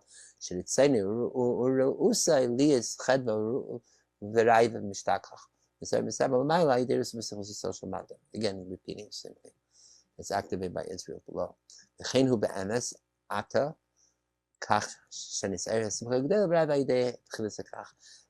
And he says, and so too it is now, meaning now in this Shabbos afternoon at the meal, that this great simcha that is activated, meaning it sounds like he's saying when Bnei Hechala, the people of the palace, or who is it's mainly the people of this second category. Okay, that means those that are not just the totally regular people, distant people who are close enough to already have their own personal joy and start bursting out in praise, okay, and song. So these are the Bnei Hechala. This was something. Okay. Then comes the third category. Akasa shlishi hu shenisgad la simcha b'levavim kol kach shlei levad shenchasem b'zeh shedechem la'er chad v'simcha v'zeh rus nemalka ela af atzmi shel yom ba'atzmi gad v'chad shmeneim leimar hine zeh hayom shekivinu matzanu v'reinu. He's saying, like we said before, that not only is that their joy is such that it produces by them, comes by themselves, and in such a way that it starts with them initiating their personal inner joy, that then it magnifies the king's joy. But it's not even having to do with being in the presence of the king. Just being this day is coronation day. This day is Shabbos. Wherever they are, this is so valuable, so it has such an effect on them that they're already happy. Because they're so happy that they reached this day. Right? The day itself makes them happy. Like the verse says, this is the day that Hashem made, and we rejoice and happy with it. Say now. It's like the very close relatives of the king, like the brothers and sisters, very close. That this wedding day, or this Shabbos day, or whatever it is, the coronation day, this is their day, their happiness. It's not that it's the day of the joy of the king on this day, and therefore they're happy. No, The whole day is just as happy as it is for the king or the grooms, because it's the wedding day of coronation. And their essence, these very close relatives, it's like they become totally transformed themselves, elevate to another level. Because now,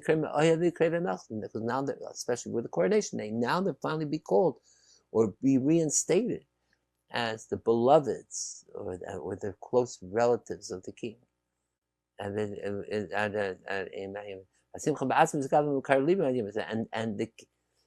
this day itself produces to them even greater joy in them. Until they can reach a point of totally nullifying all their physicality, that they're not even aware of all the physical aspects of the world. Because the radiance of this joy is burning in their hearts, like passionate fire. And they don't feel at all if they're in a physical body or not. Meaning they reach a state of such joy, bliss beyond even physical sensation. They're just, that's how much they're in the happiness, bliss. And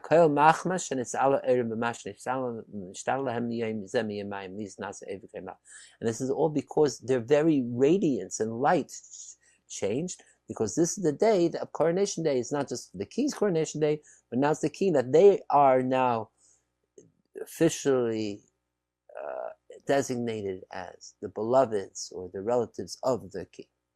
Okay. By the way, this idea of light and radiance and shining that's associated here with the king is not by chance. In fact, it's not even as it's not necessarily just a Jewish concept. It's in fact universal. The glory, the shine of the king is spoken about throughout from ancient times, and you see it in the iconography of kings and portraits and such. And in fact, in one of the most ancient monarchies, which was the Persian Empire, and the Persian king is known as the Shahs, and there is the idea that the king has a certain type of glory, which is called far, F-A-R-R, we say in English, and far means a certain type of glow, shine, which represents, symbolically, it's not like there's actual physical stuff, but that's like the halo, so to speak, around the head, which gives the king the almost divine investiture to lead, to be king. So therefore, in the Persian history, culture, and monarchy, so long as the people felt that the king still retained the far, that shine of just leadership, then the king had legitimacy to be king. However, if the people felt that the king lost that shine, that far, then the king could be usurped. It could be dethroned, lose the power. It's been known to happen through history at the end of dynasties, and that's what happened. Incidentally, in the Persian monarchy, actually the ancient symbol of Zoroastrians, which started the Persian monarchy with Cyrus the Great, Darius the Great, and many others. So it's a symbol, the Zoroastrian symbol is called the Faravad. It's a circle with wings, which seems like it was like a ring with wings. It seems like this part was adapted from Babylonia at some point earlier. I'm not sure. Then there's like a image of a person inside, or debatable who it is, Ahura Mazda or Zoroaster or such people. And this whole thing, this represents this divine shine, glory. That's why it's called also Faravad, as that which has this fire glow. So this is the king, the monarch in general, has this concept of shining, all the more so on the special day, coronation day, wedding day. So in this whole metaphor, obviously we're saying, in this third level, the closest relatives, the very, very close relatives, the king, it's like the day itself, it's just being aware, like the way we're learning, let's say Shabbos, just being aware that Shabbos already makes everything different. which reminds me of like the famous story of the Rizhiner when he was a kid, when they were learning Gemara on Shabbos. The Mishnah discusses in the middle, I think it's the seventh, I forget which parak, that what happens if someone gets stranded, lost in the desert, doesn't know which day is Shabbos, and then has to count. There's different ways to count 3 days, and when you designate what day is Shabbos. But the kid, Rishner, didn't understand what he was learning in the yeshiva, in the cheder, and he says, what's the problem? He says, anyone could just look up to the sky and you see if it's Shabbos or not.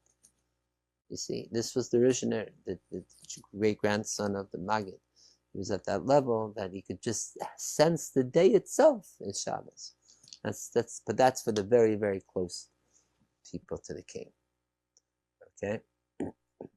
If I could just jump in for a second, two things. Firstly, I'm also getting an image of Moshe Rabbeinu coming down from Har Sinai. Right. With the Karnei Or. Right. But also, this takes us right back to Lemechazeh Ziv Zer Anpin.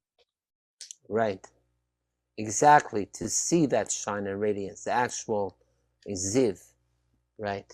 The actual Ziv, and Zer Anpin means small face, means the face shining, literally. Right? Yes, exactly. So again, the metaphor and the analogy itself is what it's being analogized is not too far from each other. Right? They're related very much. Right. So now he's going to loop back and explain how, like a bit of how these categories fit with those verses. Okay. So maybe we'll just go a few more minutes and then we could continue next week if you want. Okay. Here we go. Based on this, we'll explain the verses that we said before. Remember, we brought down 3-4 different verses, different ways to say to keep the Shabbos holy. Why all these different versions? With Chila, it says like this. Beginning with the first one over there in that Shabbos, you see all those verses are in the same chunk of Chumash over there in Shemot.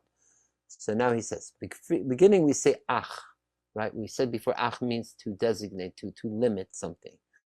As Shabbat Mayit, us, Asa Lavav, Shehu Midaber B'chinas Rishonim, Shehu HaPchusa B'shalosh Kitzim, Shehu Rak as Shabbat Tishmar. So Ach is a little more restrictive state, meaning because it's speaking about the first category of people, that they're just keeping the Shabbos because it's God's Shabbos. God wants us to be there to help. He wants to look at us keeping Shabbos, whatever it is. So we'll do it for God, or what have you. And then eventually, we'll get happy about it. But that's not like we came with excitement and joy right away from the beginning, right? So he says you're keeping it because because they're my Shabbos in plural. It's saying in Shabbos and Shalim, Yev Shavisa v'nech v'chadr Shalir. It's saying bezeh mashatim misat v'yachli is beisas v'chadr. Meaning again, right? The people are gathering for God's happiness. It's not necessarily that they themselves are coming with their own joy. That's why it says Shabbos plural to say on these two joys. Achas simchas hamelech yem gadlus. One is this joy of the king himself on this great day of the king. Second is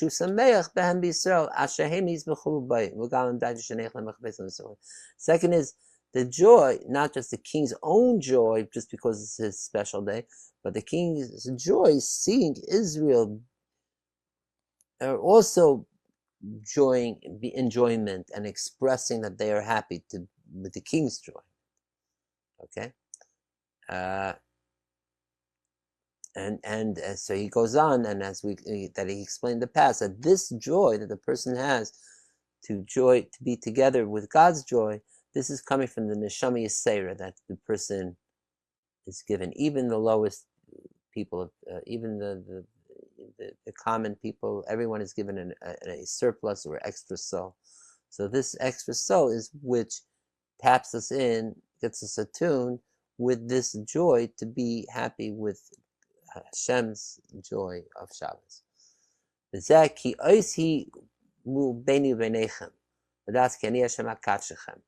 this is the sign between me and you to know this is the extra soul. Shedarshu is Arizal that we learned. I think it's Gemara Mizeh. She sold Yershim b'Shabbos b'chinas neshama yisrael that we inherit on Shabbos this extra soul. That's the Otzi Beini v'Nechem, to know that I am God that sanctified you. That's the extra soul. And this is even the first category. The first kati already gets to that level. Okay, so that's the first category. The second category, then comes the second part of in the Chumash there, where it says, keep the Shabbos because it's holy to you. This represents the second category. Those that are close, not very close. Between that they're close to the king, they generate even more joy than the regular people, and it expresses itself primarily by bursting out and singing and praising. So God says that this, what you're singing for me, and you express it, it's your original personal joy. This brings out even more joy in me, and this is why he calls it Raivan de Raivan, right? That's why the Zohar calls it Raivan, joy, pleasure, or bliss of bliss, or wants of desire, wants, etc. And they feel it. And they feel it because they feel it existentially. The people feel it existentially. Them to express through this, to sing in front of the king, and therefore, the verse says here it's like God reciprocating, responding directly to the people, and he's saying Shamartem as a Shabbos. God is telling us keeping keep the Shabbos in this way, like it's your personal simcha, because it's holy for you, because it's you're feeling the holiness yourself. It's not from me, God, but it's coming from you yourself. Because the holiness is affecting, is coming from the very depths of your own very hearts. Because you are the companions and relatives, those that are close to the king.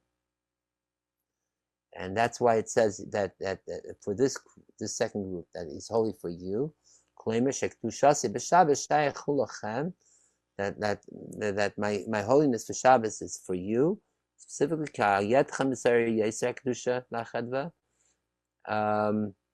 because through you, by your joy, this generates even even more joy in me. And now we're going to see a very deep thing, and this is he's quoting here from his Rebbe Michal Zlatchever, the student of the Baal Shem Tov, a vart that I think is also brought down by Levi Yitzchak Berditcher, but here he's bringing it down from Michal.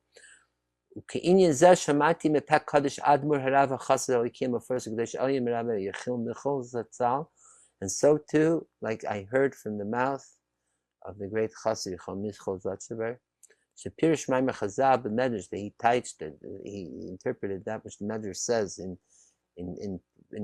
Kedoshim, in Vayikra, Apasik Gadish Ani Hashem, that God says I am holy, that my holiness is above your holiness. Niflu is this sort of shocking words here, wondrous words.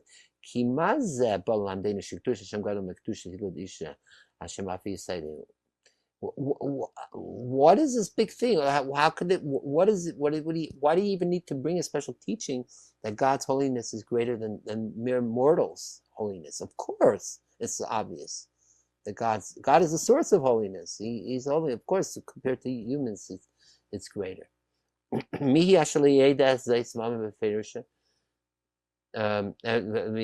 who doesn't know this, that God's holiness is greater than our holiness? Therefore, Michal interpreted it the following: Kedushasi l'mayla, my holy, that is above. Kalema kedusha shali l'mayla. Where do I get all my holiness? Supposedly, rak mitushaschem. It's coming from you, humans, you Israel, you people. The way and how you sanctify me down below in earth, so too will be magnified and made sanctified my name above. Like the verse says, we can give strength to God, that we humans, even though we're limited and merely creations of God, we are still nonetheless empowered. God empowered us to be able to empower God. Understood? Makes sense. So this is the highest level, and as mentioned, this Vart is also said in the name of Levisk Barditchever and many others, and others of the early Chassid. So this is our early teaching of the Chassidic masters. It's probably come from the Baal Shem Tov himself, that God's holiness is the way we sanctify God. That is the way God is high, it's sanctified too. And that is, so now he's going to connect it. Okay, so the let's say so now Chaim Shenev is saying, maybe my Rebbe he's speaking about this level where our holiness can sanctify God's holiness, is speaking on this level of the people that are close, that they're coming with their own holiness, but being that they activate and express the way they're holy down here, that creates even more holiness above, higher level.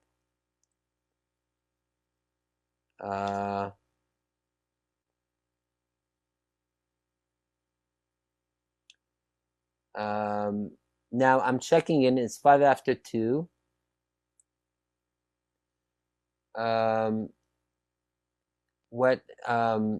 We could. I do see that there's a lot. There's a bit more to go. I personally, I could go either way. Could either. I'm just looking further.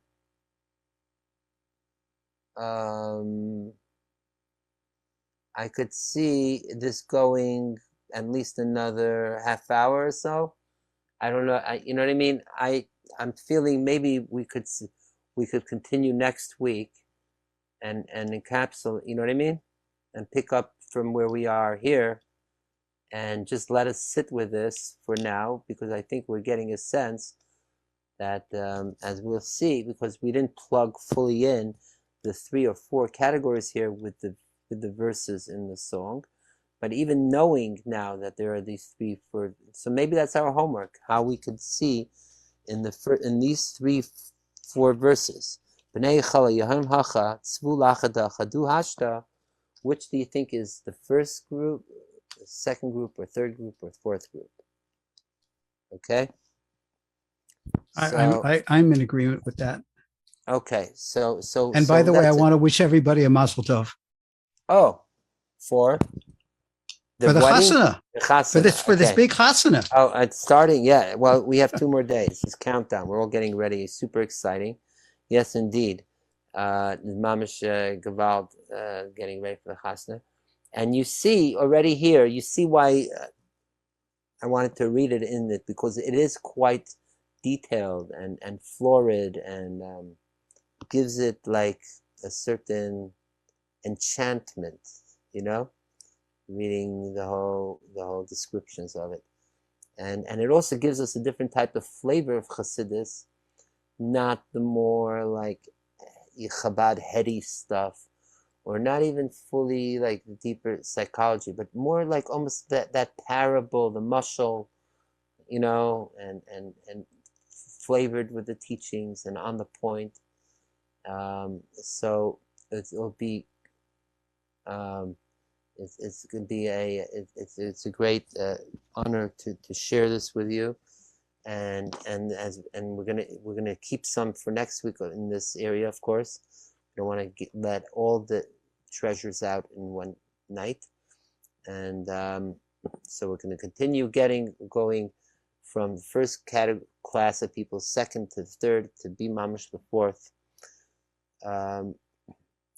And so, in short, you see where he's leading, that we are most probably considered the second category. The question is, what are the angels? Are the angels the third category, maybe? Okay, and we'll see. And then we have the fourth, the king and queen themselves. So thank you very much, Chevra, for joining in and being part of this. And as we mentioned, we started off, we're on the road, we're on the path. This journey together started from Tishrei through Shabbos Bereishis, Noach, and even after the ark settled, people get out and start walking again and moving. And so we're all manifesting Abraham, the Lech Lecha, going out, and the different ways of going, up, down, up. There's different interpretations according to Kabbalah Chassidus. Is it drawing from the highest realms? That's the connection. Also, we could say Lech Lecha, this particular Shabbos with Shabbos in general, Lech Lecha is going out. It's like we're saying Shabbos afternoon here, deriving, taking from the deepest Vatiga Kadisha and bringing it to the lowest level. El ha'aretz Ashereka, to the land. Aretz is Malchus Ashereka, and see it in an open, visual way. Again, in a shiny, revealed way. Take from that deepest point of Abraham, the highest, like almost like Keter also. There's that way. Then there's also elevating, taking from the lowest level of the earth and elevating it to the highest. And they work together. So we're all Abrahamic pioneers here in this world. So maybe we may do that, and maybe we'd be there to make sure that even when people are not their best, and like Sodom and Gomorrah, and still stand up for the good, for the positive, for the people, and even during times of destruction, and Lot, and what have you. You always find the good and positive, and bring out the simcha we've been speaking about even all the more with each and every day. So thank you again, everyone, Chevra, and tune in next week. I'm so happy we started again and we're back into the song, and we're taking it on a whole new level. And so I see we have probably at least another one or two, I suppose, on the nigun. Let's see how it goes. And we could also start thinking about what we want to start learning after we finish with the B'nai Chala nigun. Okay? So, Laila Tov, everyone. Gewalt. Laila Tov, Jonathan. Laila Tov, Leora. Great to see you. Laila Tov, Zisha. I'm not sure if it's Abba or someone else. Dena, great. Thanks for tuning in the whole time. And Holy Brother Effie. And everyone else, and myself included.